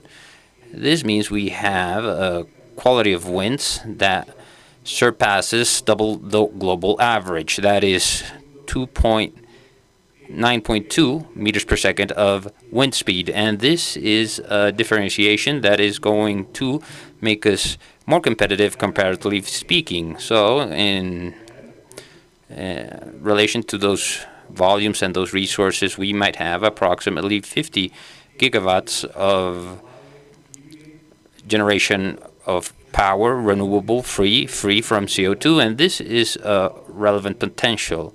And if we take it or translate it to the hydrogen economy, there is going to be greater options and greater hydrogen availability, not only for the internal market, but also for the export market. So when we talk about markets, I mean, the market is there. We perceive a market where the level of demand for hydrogen, that is close to 90 million tons per year. So there is a market, but we are also seeing a market in terms of more than 50% of CO2 pollution comes from sectors that are not electrified, perhaps the transport sector and other sectors that are industrial sector, yes. But mentioning the market, we perceive certain potentialities in order to serve them with renewable energies, because these renewable energies are going to have zero emissions and are going to be implemented in these sectors, which will allow us to effectively decarbonize them. So I believe here it is important to specify that Colombia and its efforts, not only in relation to what is spoken, but to facts. You have a Energy Transition Act and certain paths and roadmaps in order to develop hydrogen, specifically in green hydrogen. And currently the government is working to build that energy transition roadmap that is fair, and that fair energy transition will lead to the communities, an interaction between companies, private sector, the public sector, including the communities. And some people stated that in their specific interaction with the community, there was a key issue, the fact of taking them into account within the whole processes and transfer knowledge in a way that is intensive, because without a doubt it is necessary to have the support of these communities. So this is what is actually guiding these roadmaps: decarbonization and the effective use of hydrogen. Hydrogen will be the last frontier for energy transition and a path towards total decarbonization. So I believe it is important to take this into account and consider it, because a hydrogen molecule is going to be the connector, the thing that will allow all sectors to couple amongst one another for decarbonization. Now the example is the transport sector or the industrial sector, and this most definitely is key.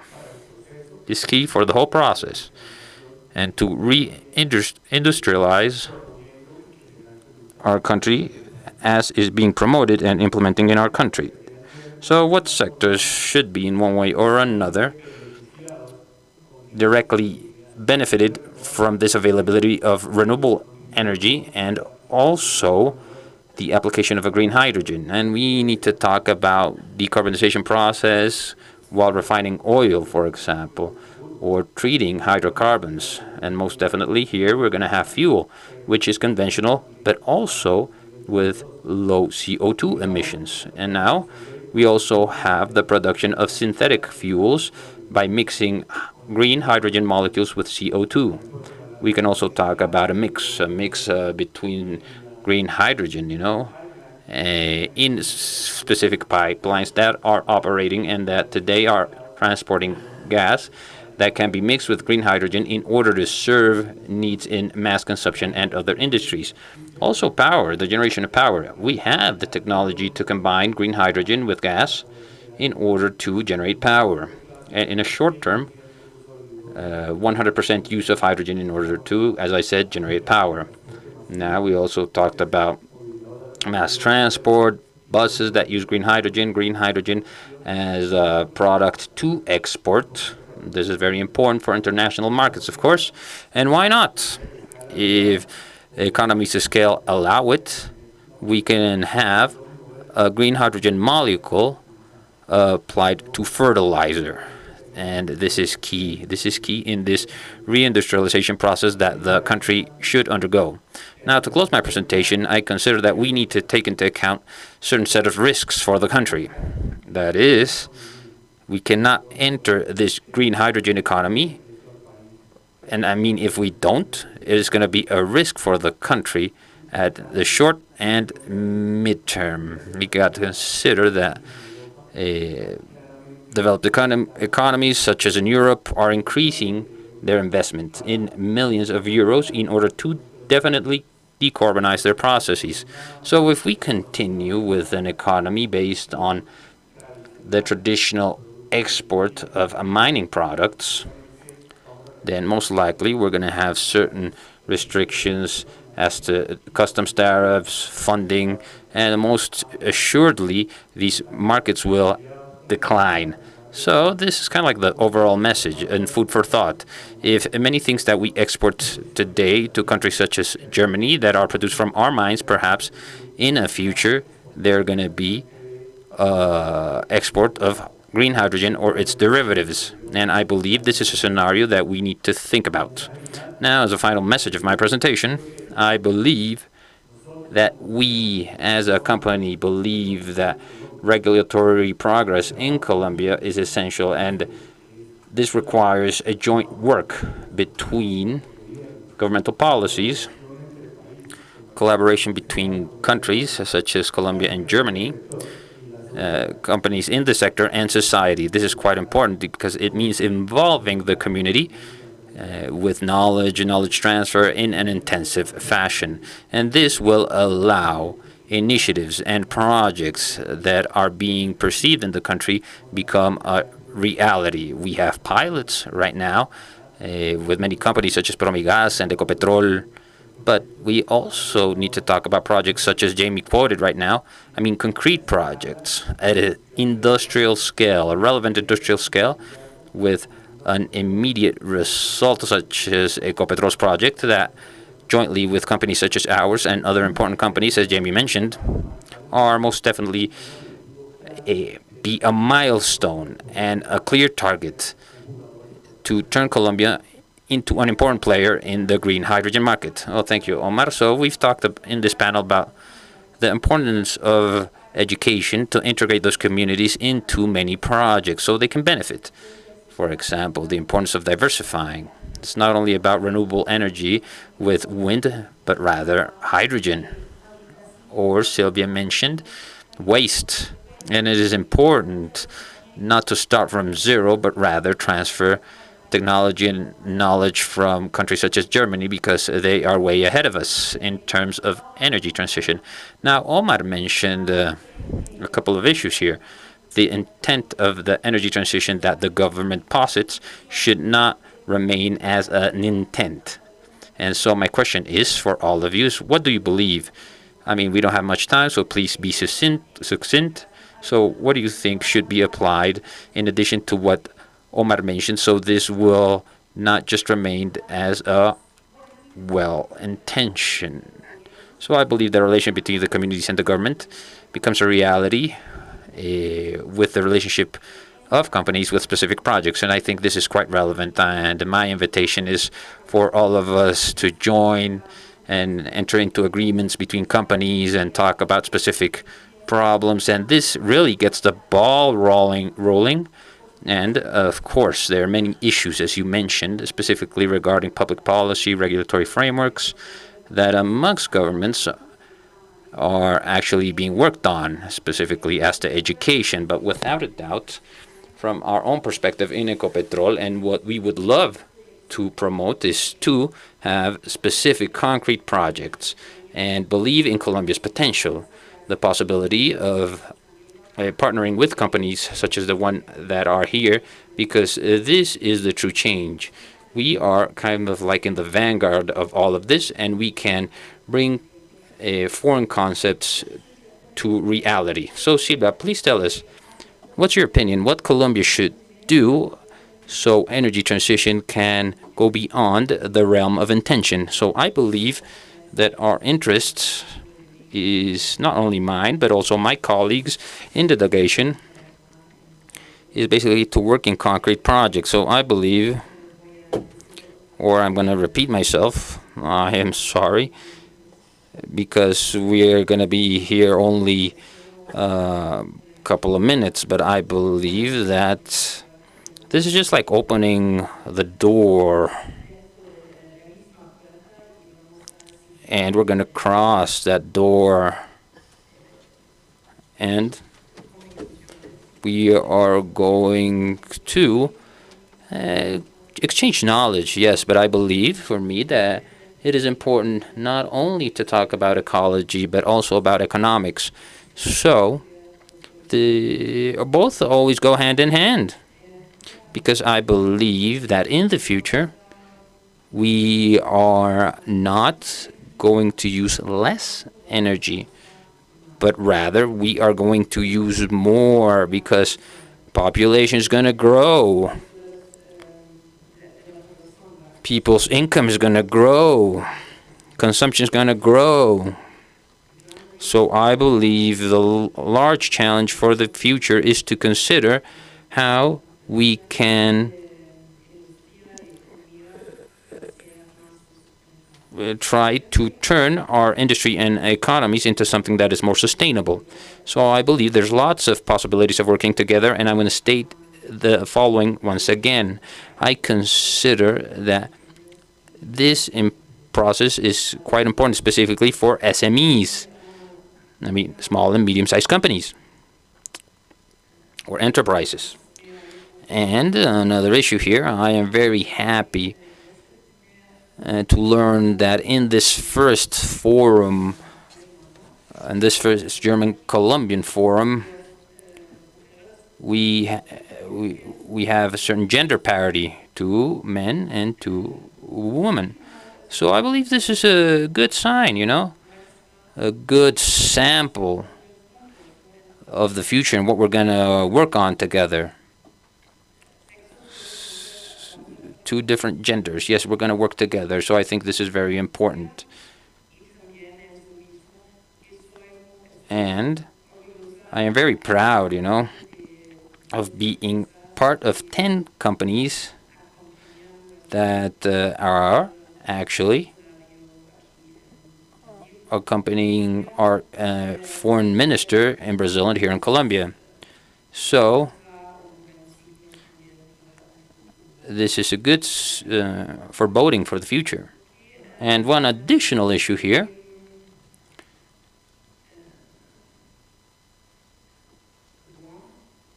excuse me, I was born in East Germany, and in East Germany we have lots of competition and experiences related to transforming a system. So perhaps this can be a good source for you. I believe that it's worthwhile using this knowledge to your advantage, because we changed our system, you know.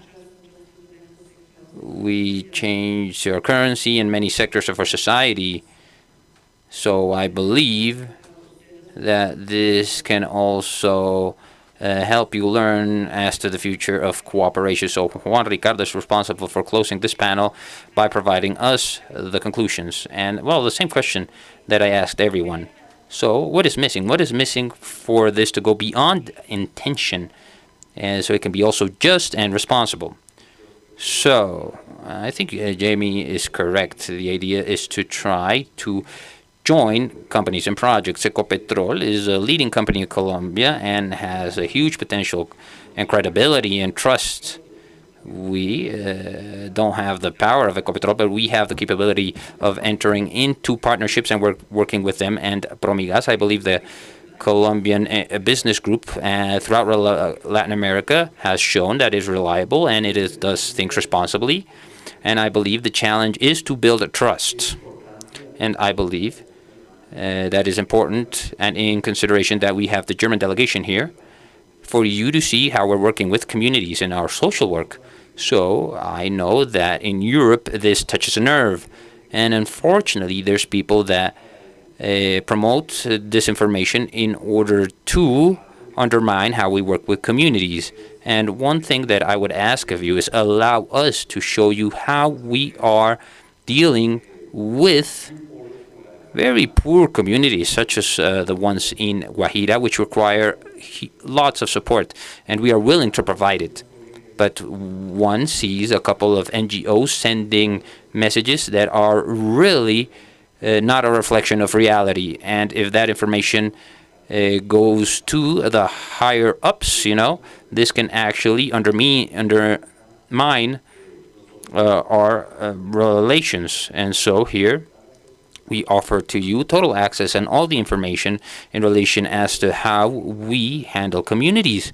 I mean, all economic developments that we are currently implementing are in vulnerable communities, and this requires lots of time. For example, we've been negotiating for 4 years, and the compensations that we are going to deliver are going to go over $20 or $30 million. But unfortunately, when there is money in between, people take advantage and abuse others' trusts to see if they can get more cash out of it.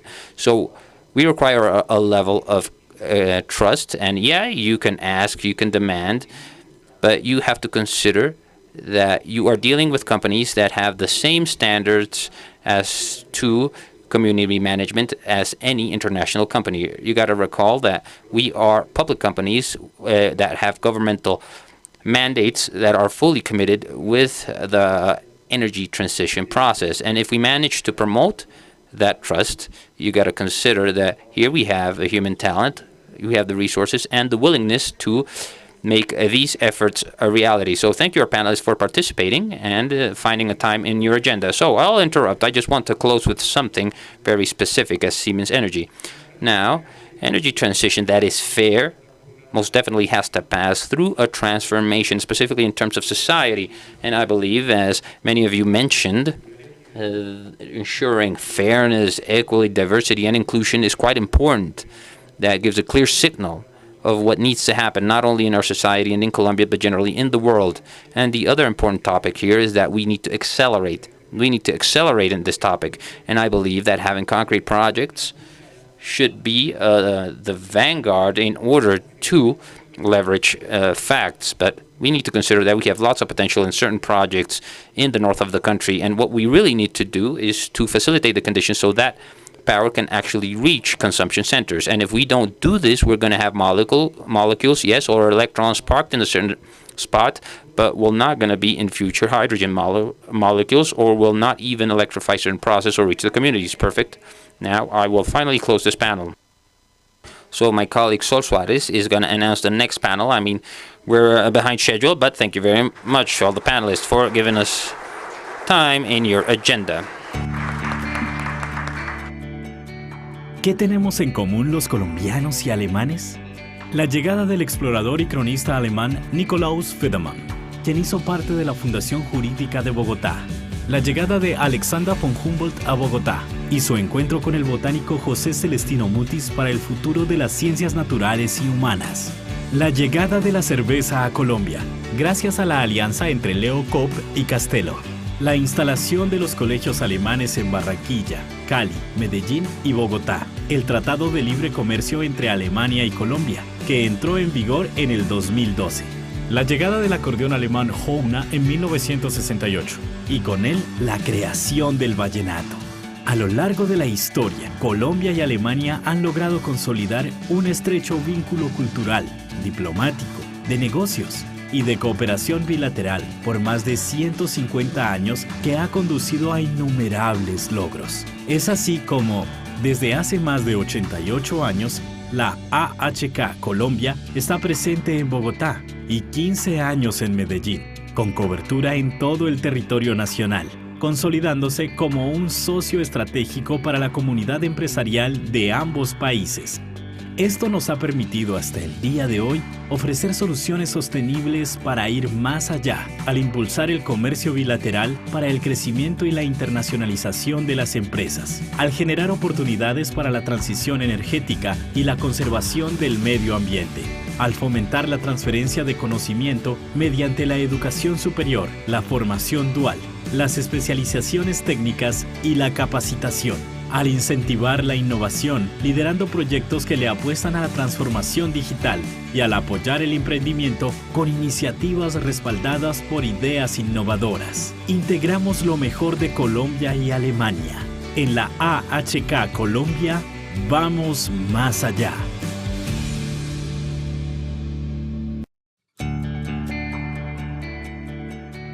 ¿Qué tenemos en común los colombianos y alemanes? La llegada del explorador y cronista alemán Nikolaus Federmann, quien hizo parte de la Fundación Jurídica de Bogotá. La llegada de Alexander von Humboldt a Bogotá y su encuentro con el botánico José Celestino Mutis para el futuro de las ciencias naturales y humanas. La llegada de la cerveza a Colombia, gracias a la alianza entre Leo Koop y Castelo. La instalación de los colegios alemanes en Barranquilla, Cali, Medellín y Bogotá. El Tratado de Libre Comercio entre Alemania y Colombia, que entró en vigor en el 2012. La llegada del acordeón alemán Hohner en 1968 y con él la creación del valle. So the second panel is focused on agro-industry, and Colombia is a country that is 70% agricultural. Of course, we need to actually fortify our agricultural industries, and this is the main topic of this panel. So, my name is Sol Jaramillo. I'm a journalist working right now in Caracol News, and I have 10 years of experience dealing with economics and finance. And once again, for me, it's a pleasure to greet you, and you're here in the first Colombian and German forum. So, I'm going to present my panelists, and we're going to have this agreeable conversation that is quite necessary for our country. So, first is Peter Schrum. Are your name pronounced Schrum? Okay.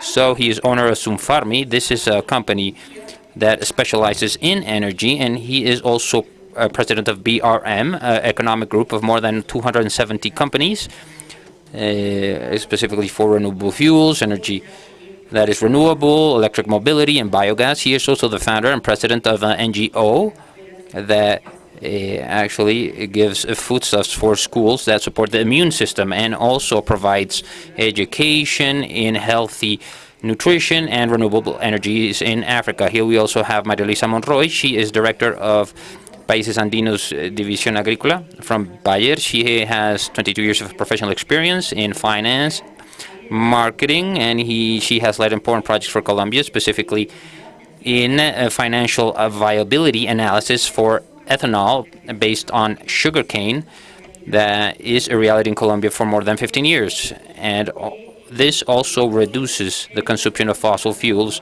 and she has worked in the agricultural sector to help access to technology for small and medium farmers, such as the penetration of agricultural biotechnology in corn in Colombia, and also in the Division of Inclusion and Biodiversity of Bayer. Here we have Mr. Garcia. He currently is the manager of financial analysis of Finagro, and he monitors and follows up policies for the agricultural sector and also formulates projects oriented to diversify productivity and also to generate income from rural producers. And last but not least, we have Jorge Mario Diaz. He is the executive director of AgroSavia. He is a consultant of the World Bank, of the IDB, of the FAO, and he helps strengthen institutions and helps strengthen agriculture science and development. And he also works in water fishery research, and he also generates cooperation for sustainable development. So we're going to begin. As you can see, we have certain profiles that are geared towards what is the contribution not only of the cooperation between both countries, but what perhaps can be the result for both countries to involve in its agro-industry. So, Mr. Pierre, I'll begin with you. Sumfarmi is a company, as we stated, that specializes in investments and projects for investors and also to provide electricity generating systems and private projects. So taking into account this and your expertise, I want to tell you, what is your ideal model in order to combine or generate synergies for green energy and also strengthening nutrition throughout Colombia?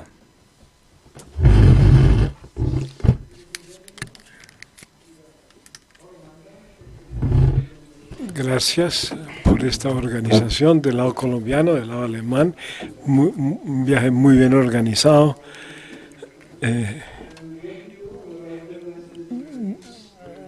Means that I can say that we can bring our business model as we do in Germany one-to-one to Colombia if we want. Mainly we have to look for the partners to help us to come into the market, because the second hat I have on is the president of the renewable mobility, and that's mainly the place to bring the local contents and the German technology and investments together. That's my main job, to find the right partners for me and for all my 300 members are joining our associations. What we do is we combine energy and agri with agri-solar systems. That's very common now in Germany. It's allowed to do that, I think, 1 year now. Before it was not possible to enter a farm with a solar plant on top. So now it's open, because we need several 100,000 hectares to do that, to reach our aims in energy in the next years. So what we do is we build our panels a little higher. We do glass modules on a height of about 3-4 meters, and for little tractors available to drive under.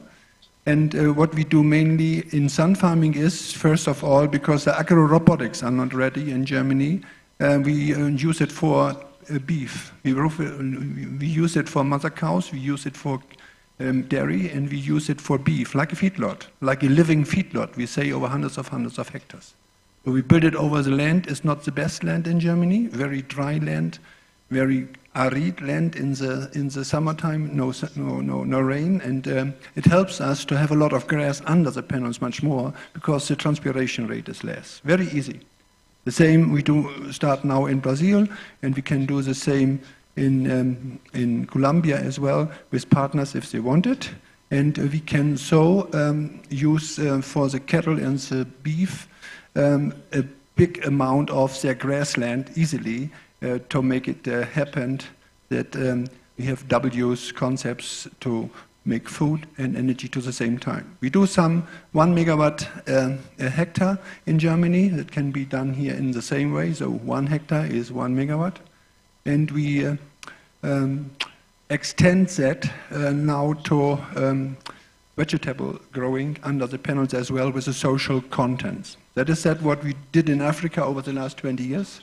So we put in under each row somebody who wants to become an entrepreneur, who wants his own little greenhouse structure, because over the glass panels we have 10% coming from the top. From the side it comes 80%. So it's enough to grow tomatoes and all that what you want to eat very easily, with a minimum of water and a maximum of effort.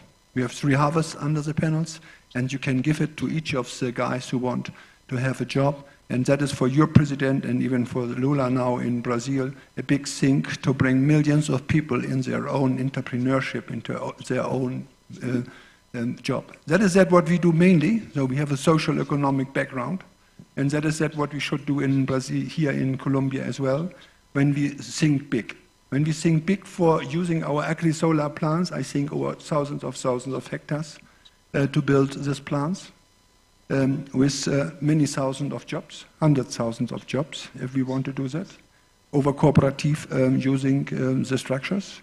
And then we put it into our grids, over the high voltage grids, the energy, and bring it to the coast, where we take it to our electrolyzers and to our ammonium technologies we can bring over from Germany easily, and a big part of finance as well.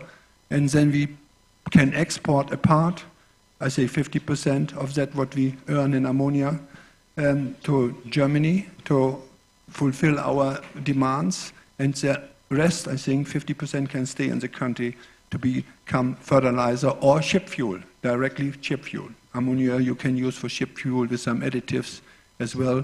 We did that many years in research in Germany with plant oil. So that's in a very short time what we want to do, and we are now on the way to go for the first steps of partnerships. I'm looking for, we call it the dream teams of partnership in economy, and I have about 300 people in my 300 companies, Mittelstand companies, bigger, smaller, but till 500 people work for them. And they are all looking for opportunities. Easy opportunities are saved by partners who have the local contents. That is the main barrier to come to your country for us, is we need a good partnership with the security of investments. So then the KfW and the DEG as a daughter will easily help us to fulfill our aims to bring a part of the energy over the ocean back to Germany. Then we can transfer all the technologies over, and we start ever with the academy of, we call it green jobs.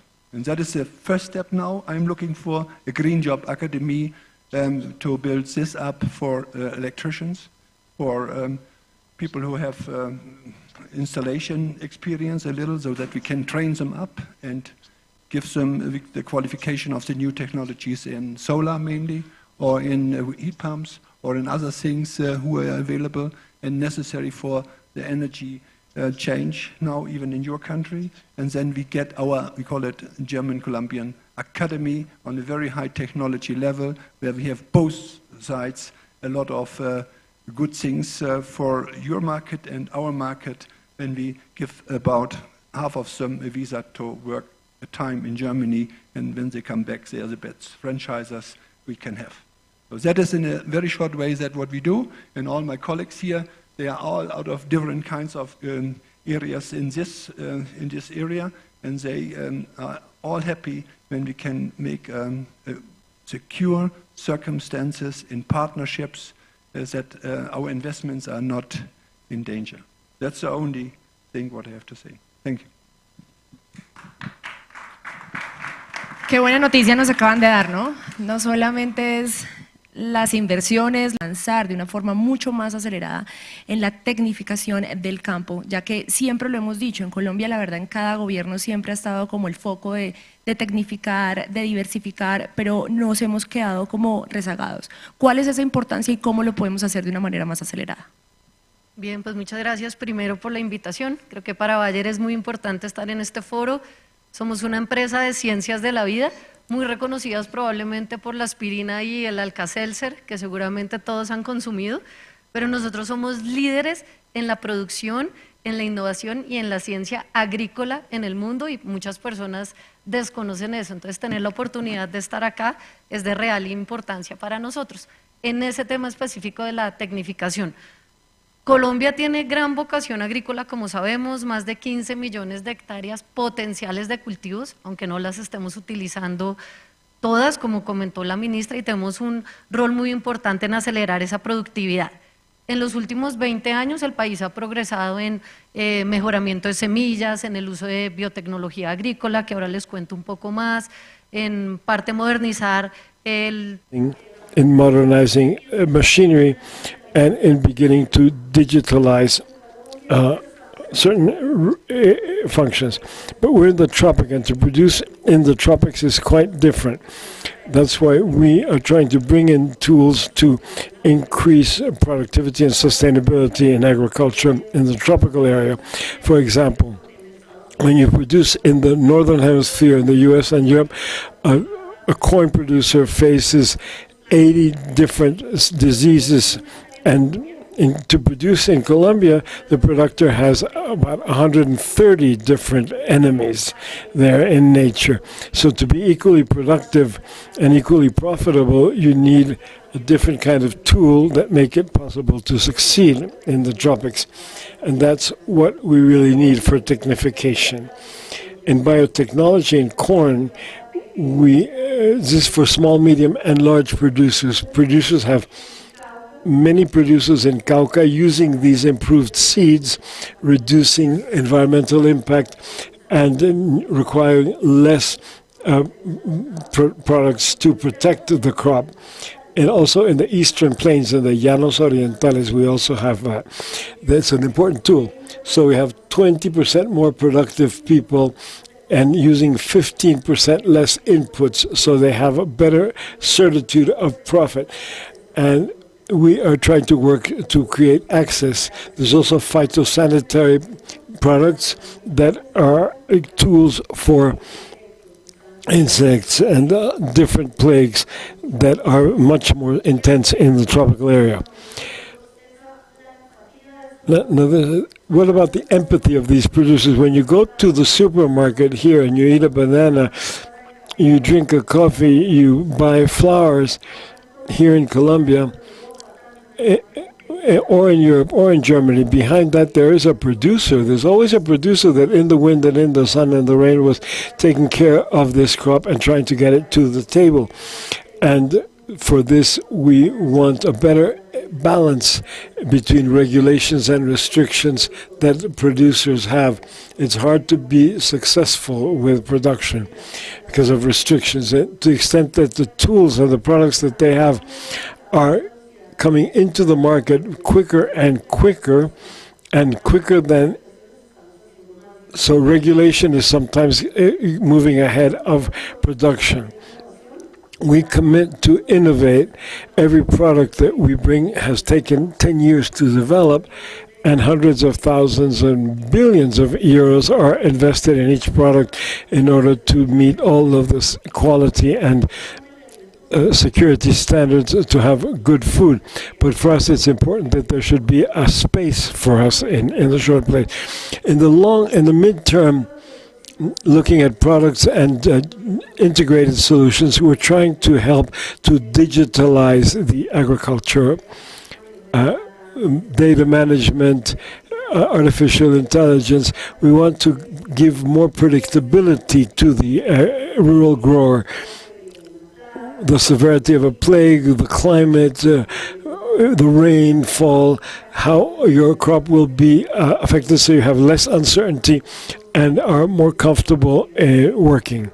In Colombia, we have tests with drones in corn and rice that are very positive because you use a lot less water, and more precise in the application of products or remedies required in a crop, not mass applications, but targeted applications. So these are new technologies that make us more sustainable. And finally, there's another topic, which is chatbots. We're taking this technology to more growers so that inside the cultivation cycle they feel that they're accompanied. It's not just to have the tool, but to know how to use it. And in terms of transferring technology, we're still behind, and we need to massify that technology in the rural area. That is what Bayer is doing to support agriculture of all kinds in Colombia, to make it successful, to support peace. And if there's an agrarian reform that the agriculturist who receives land can really make it productive and receive the support required to maintain his land and keep living on the land. So this could be analyzed, or we could say that Colombian agricultural sector could be attractive for a multinational to come and invest, as we say, to include resources, as you mentioned, and also training, science and technology. So I ask this directly because since you are an example, this is a call to the world for developing agriculture here. We go to Julian.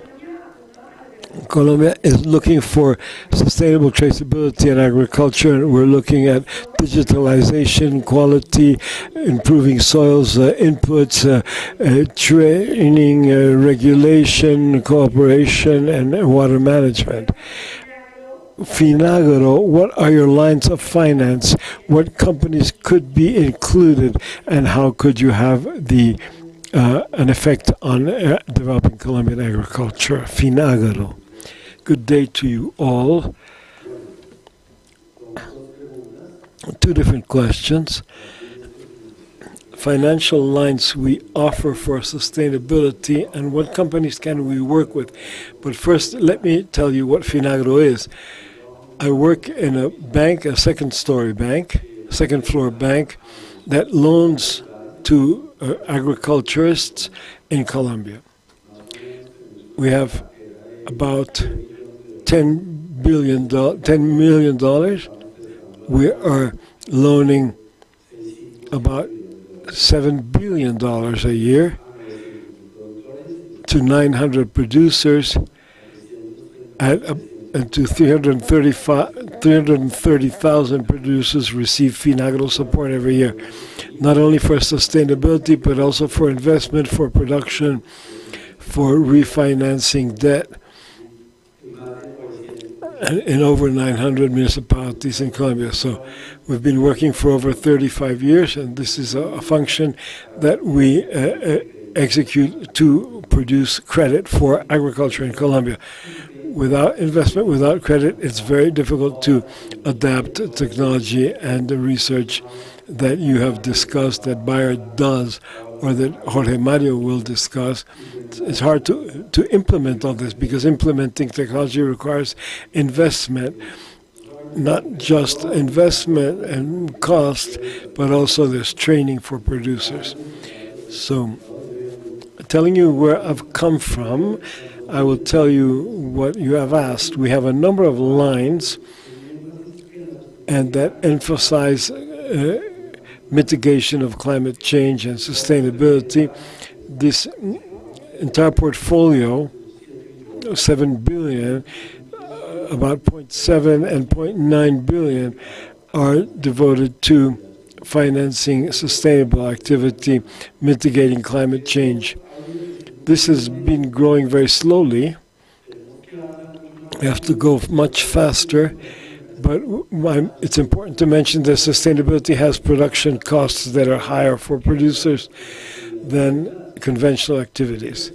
So this is something that has to be worked on a lot, because a producer, it's hard to tell him, look, if you invest 25% more, 30% more in sustainable activities, you will have more income. The producer is going to say no. He's going to say, I cannot finance sustainability, because they don't even know what sustainability or mitigation is sometimes. So it's a process that requires a lot of training and a lot of investment, and particularly a lot of support from the private sector. So as we have said here, and the minister said, the private sector is fundamentally important in sustainability and in developing producers. If there are opportunities, as your second question, to have relationships with other companies, yes, certainly. There's a lot of sectors where we can work together with other companies. There's the topic of bio-inputs, biofertilizers, that is just incipient in Colombia. We're only beginning to work on that. So the market for fertilizers in Colombia is about $1 billion, $1.5 or $2 billion a year. We have 15 million hectares. We're only cultivating 7 million.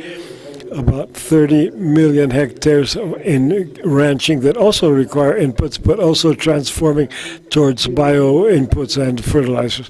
We're only beginning to modify these circumstances. We can cover part of this with sustainable fertilizers to help to substitute chemical fertilizers. There's a lot of space to work there. We have a law, 2183, law of inputs, that tries to encourage investment in that kind of issue. And we hope that in the short run, we will have support from the government for that industry.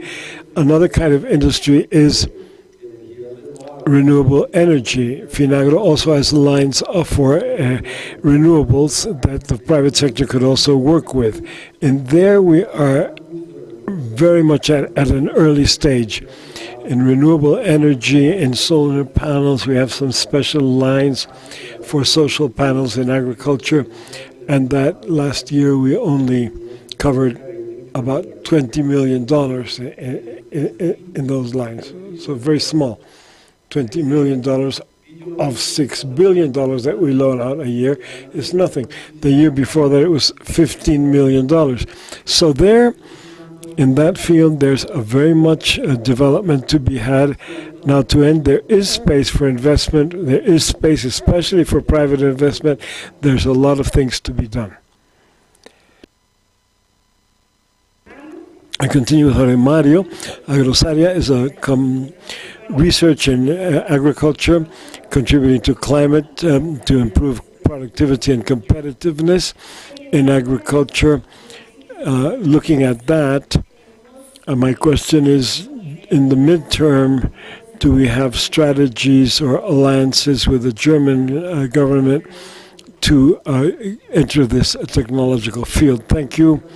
I would like to greet especially all the people here, especially the German delegation and the chamber that has facilitated this meeting. Certainly, there's a great expectation to strengthen the relationship, to have alliances. I note that we have already done work here for a number of years. There is a growing cooperation in research with institutions in Germany. Some of them, most are geared to characterization, microbiological characterization, in order to look for solutions for developing more sustainable agriculture. For example, the work we have done for collecting microorganisms and cell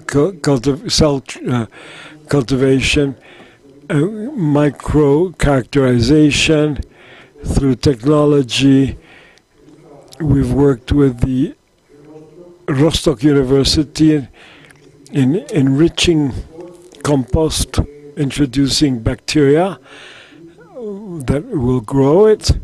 We've worked with the Helmholtz Centrum and bioprospection for microorganisms geared to biodegradation of polymers. This is a very relevant research for recovering soil that has had spills or different problems with hydrocarbon presence.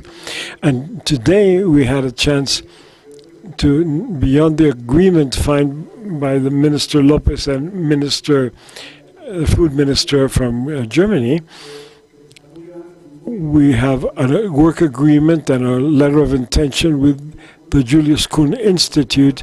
We're going to strengthen research and entomology for protecting bees because of some repeated events of deaths of bees. We have been doing research and understanding we must suspend the use of a particular molecule associated to the deaths of bees, and there is now a decree guaranteeing that suspension and a transition also to evaluate molecules and see if we can find some biological molecules to substitute this insecticide molecule that kills the bees, and look at and also to evaluate the behavior of the bees. This is something that the ministers have been interested in. So we already have a framework of cooperation with Julius Kuhn Institute to strengthen the protection of bees and do research in bioproducts for insect control that do not affect the bee population or their behavior. So there is cooperation. It's still quite geared to characterizing, to micro characterization. In Colombia, we're proud that we're in second in biodiversity on the planet, but sadly, it's just words. We haven't gone beyond that in taking advantage of that biodiversity and knowing it and characterizing it. That the biodiversity must translate into new products, into new strains, into new agriculture, or new pharmaceuticals or new cosmetics. There's a lot of biodiversity and there's many products to be had from it.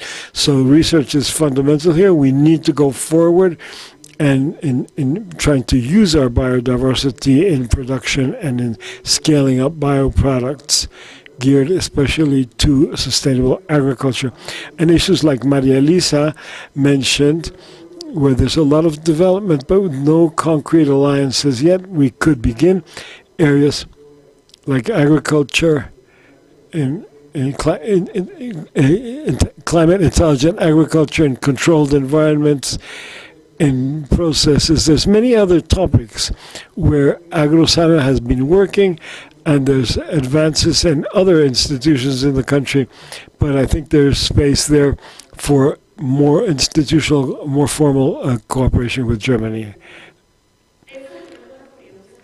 So from this round, a number of conclusions. First, indeed, Colombia does have a lot of potential for investment, and in the hectares that are not being used properly, in research, for technification, potential in green and renewable energy. Colombia is strategically situated, advantageous for having a good wind, solar, and other energies. Also, the hydrogen issue.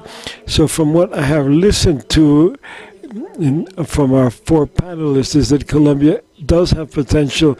And here we have many open doors inviting you to participate in our country and to continue to expand knowledge and to develop more quickly our agricultural diversity. Our second round of questions. Now I would like each of you to answer what good practice and strategies do you have to contribute from where you are in your companies and your roles for climate change and for reducing the climate change crisis. And in Colombia and in the world.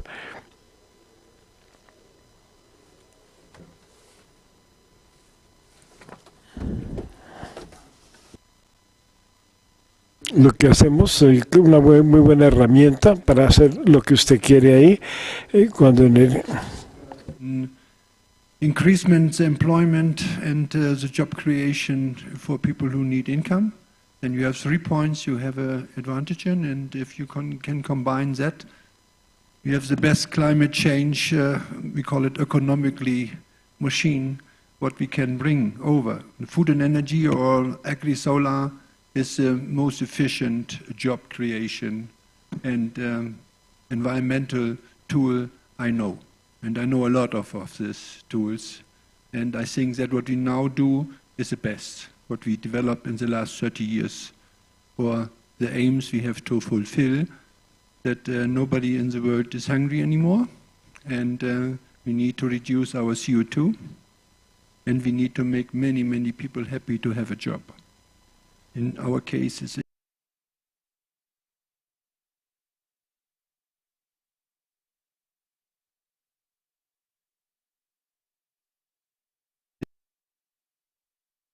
problems in this beautiful country. Maybe I guess today. Thank you.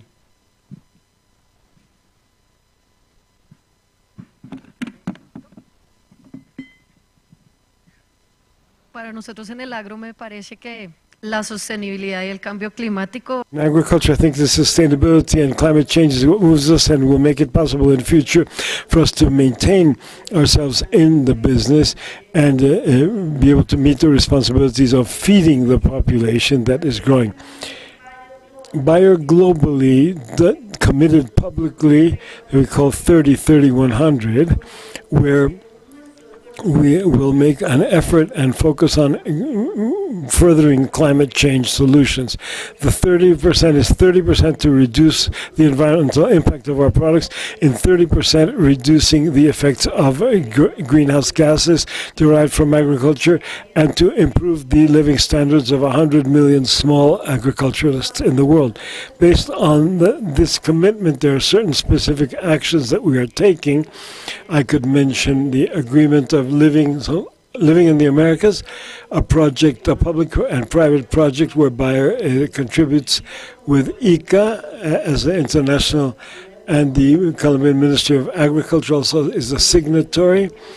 And the aim is to focus on regenerative agriculture, to leave the soil healthy, to improve the health of the soil once we've used it, to regenerate it, making it more productive and producing better food. And what practices are we in search of here? Zero, labranza cero, that's zero plows. Every time you don't have to plow every time you seed. You can use different practices that are more environmentally friendly, that reduce your gasoline emissions, and also cover crops. This is a trend in agriculture. The soil fixes CO2 very well.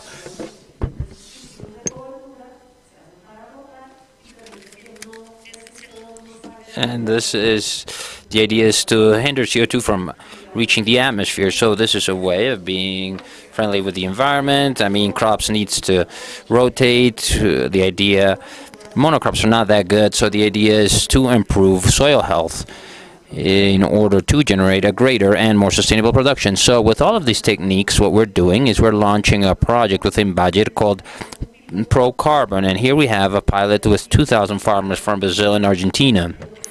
And what they're doing is they are adopting a certain set of practices and certifying them or evince how they care about the environment. And the idea is in the future they can hopefully monetize their task, the fact of taking care of the environment, and they can actually sell their friendliness to the environment in different stock markets. So we seek for this to be an option. As my colleague from Reinagro mentioned, something is hard to try to implement these concepts of sustainability, but it has to be done. And this requires methodology to measure, but they are not financially feasible. And we need to develop this technology in order to massify it throughout countries and crops. And another issue that I think is quite considerable is the reduction of a chemical load. And this means that the amount of phytosanitary products that we use per hectare in order to maintain a crop in a healthy status, so they can be sown and reaped, and it should not be attacked by pests or diseases. This means we can use technology such as digital monitoring, drones, with all types of images that we include in our protocol that deal with different type of products in order to generate certain mixes, specifically to banana or plantain crops, in order to reduce the chemical burden on these crops without impacting their productivity. And this has a whole array of science behind it in order to balance our challenge and to surmise it is basically to be able to feed a growing population. However, there is a strong risk of climate change and in its mix with modern agriculture, which has to be productive and sustainable, and this is our job on a day-to-day basis in Bayer. Oh, thank you very much. Then, Julian, what do you have to say? So, I was here, was actually making a list and trying to think of how, from the agricultural sector and the finance sector, how are the guidelines that are being produced for such a mission. And we are working on different issues. So we, as Finagro, as a funding agency, we are part of a national agricultural loan system. It is a system, and we are part of it. And that system, regulated by the National Commission for Agricultural Loans, needs to consider sustainability as a priority. I mean, we need loans specifically destined towards sustainability, towards reaching a sector that is just starting. There's certain stimuli and special credit lines and loans destined to promote these types of things, what we call the green credit or green loans, that includes special incentives for producers that mainly adopt the sustainable practices. For example, if we talk about fisheries or sustainable cattle ranching, I mean, those are just two examples. And the political side of things has been worked on. But another perspective, and this is just general to the banking sector, is to establish social and environmental monitoring system specifically applicable to public finance. So how can all banks, not only public banking but also private banking, can have the same standards in order to measure what is a loan that aims to promote sustainability?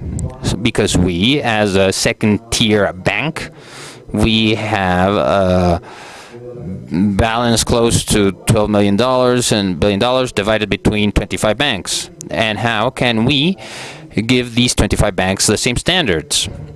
And this is related to another issue that is being actually implemented. And it is to implement a green taxonomy. That's the name that the Superintendency of Colombia has given it. So the whole banking system needs to talk about the same thing. But there is something that is quite complicated and that we need to continue to coordinate amongst ourselves. And the financial superintendency thinks one thing about what is green, but another thing is what the producer needs to adopt, right? So we're also working on that. I mean, the measures that we are promulgating as to the bank's actions needs to be aligned with the producer's understanding, specifically in regards to what is sustainable. And this I mentioned minutes ago, in fact. And all of this is underpinned by costs. And this means it's going to be long-term. Loan, yes, we're working on it, and the Commission is also working on it. But these are loans that need to be long-term, because sustainable projects are the same. And sometimes the banking sector gets scared with such terms. How, for example, we can determine grace periods in a necessary term of time so the producer can start to be productive with new systems that require more time. We're also working on it precisely to have a sustainable loan system. Thank you. Oh, thank you, Julian. Okay, what about you? What's your opinion? Okay. So I believe that generally speaking, as you stated in your question, I mean, science at a global level has oriented knowledge and generated more information as to the impact of climate change and what might happen if we don't have massive, decisive projects to convert our production. However, science has not permeated public policy and their instruments to actually generate that conversion. And I agree with Julian. A combination between science and funding instruments plus public policy that provides technical assistance is a quite important and relevant cocktail to generate that conversion. Now, AgroSavia is a research center that has approximately 750 researchers at a national level, 13 laboratories countrywide, and one of our approaches in our agenda is to mitigate climate change, right? So I love to hear what the German Ministry of Agriculture stated. He talked about the soil's health, and Marilisa also mentioned it. Because I believe this is one of the greater mysteries in relation to the capture and sequestration of carbon at a global level. I mean, and what we can do with tropical soils. And in that lines, we are implementing an exercise in order to build a map out our potential carbon capture in our soils in Colombia. And based on this, we can generate research projects in order to recover the soil's health and through it, generate more carbon sequestration and capture. And we also have led projects from different sources. One of them is the biocarbon project financed by the World Bank, through which we design good practices, not only for capturing carbon, but also to mitigate greenhouse gases and their emissions, specifically in the western plains of Colombia, because that's kind of like the largest fruit producing area of Colombia. I mean, they produce cacao, forests, and all of this generates lots of gases, specifically as to global warming. And there's lots of promissory products in order to take advantage of these soils under the adequate physical and chemical conditions of the soil. And it is a product, what we call the cashew. That's a product that we are actually promoting here. And another of the sectors that has been in the center of climate change is cattle ranching, right? So we are researching to see how we can help mitigate its impact. In particular, what we're doing with Creole races, basically cattle, and we are trying to generate a greater impact for climate change, because Creole breeds are adapted to our conditions.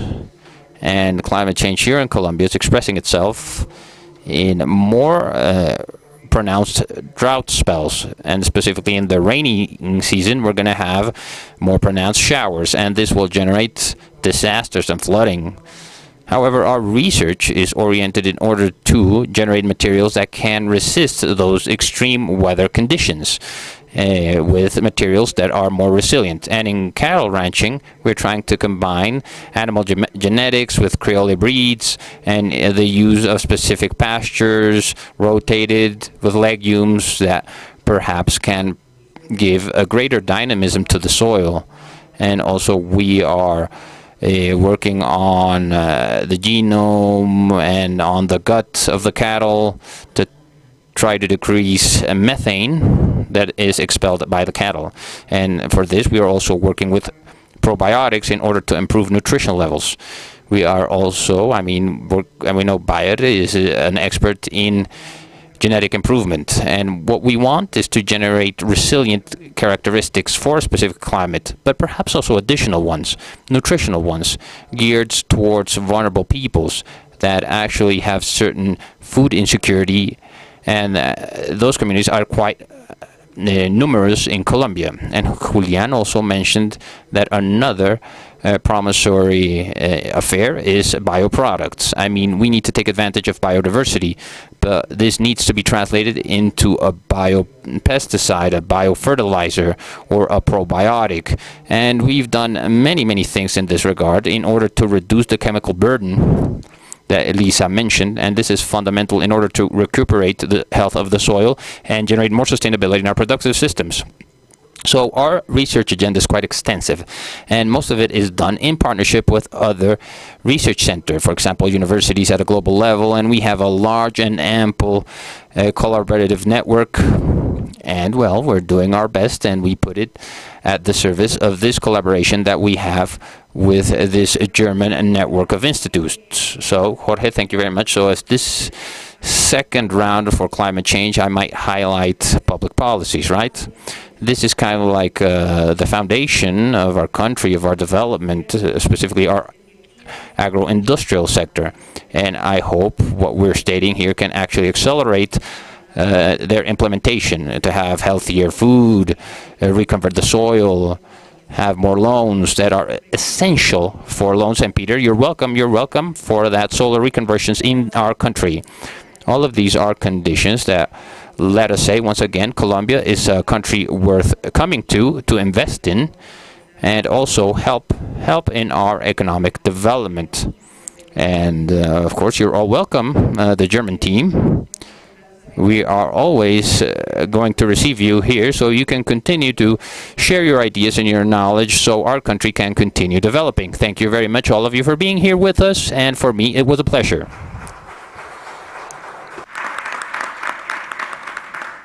Muchas gracias a todos. Thank you very much, everyone. Now we finish the first economic forum between Colombia and Germany. Good afternoon, everyone.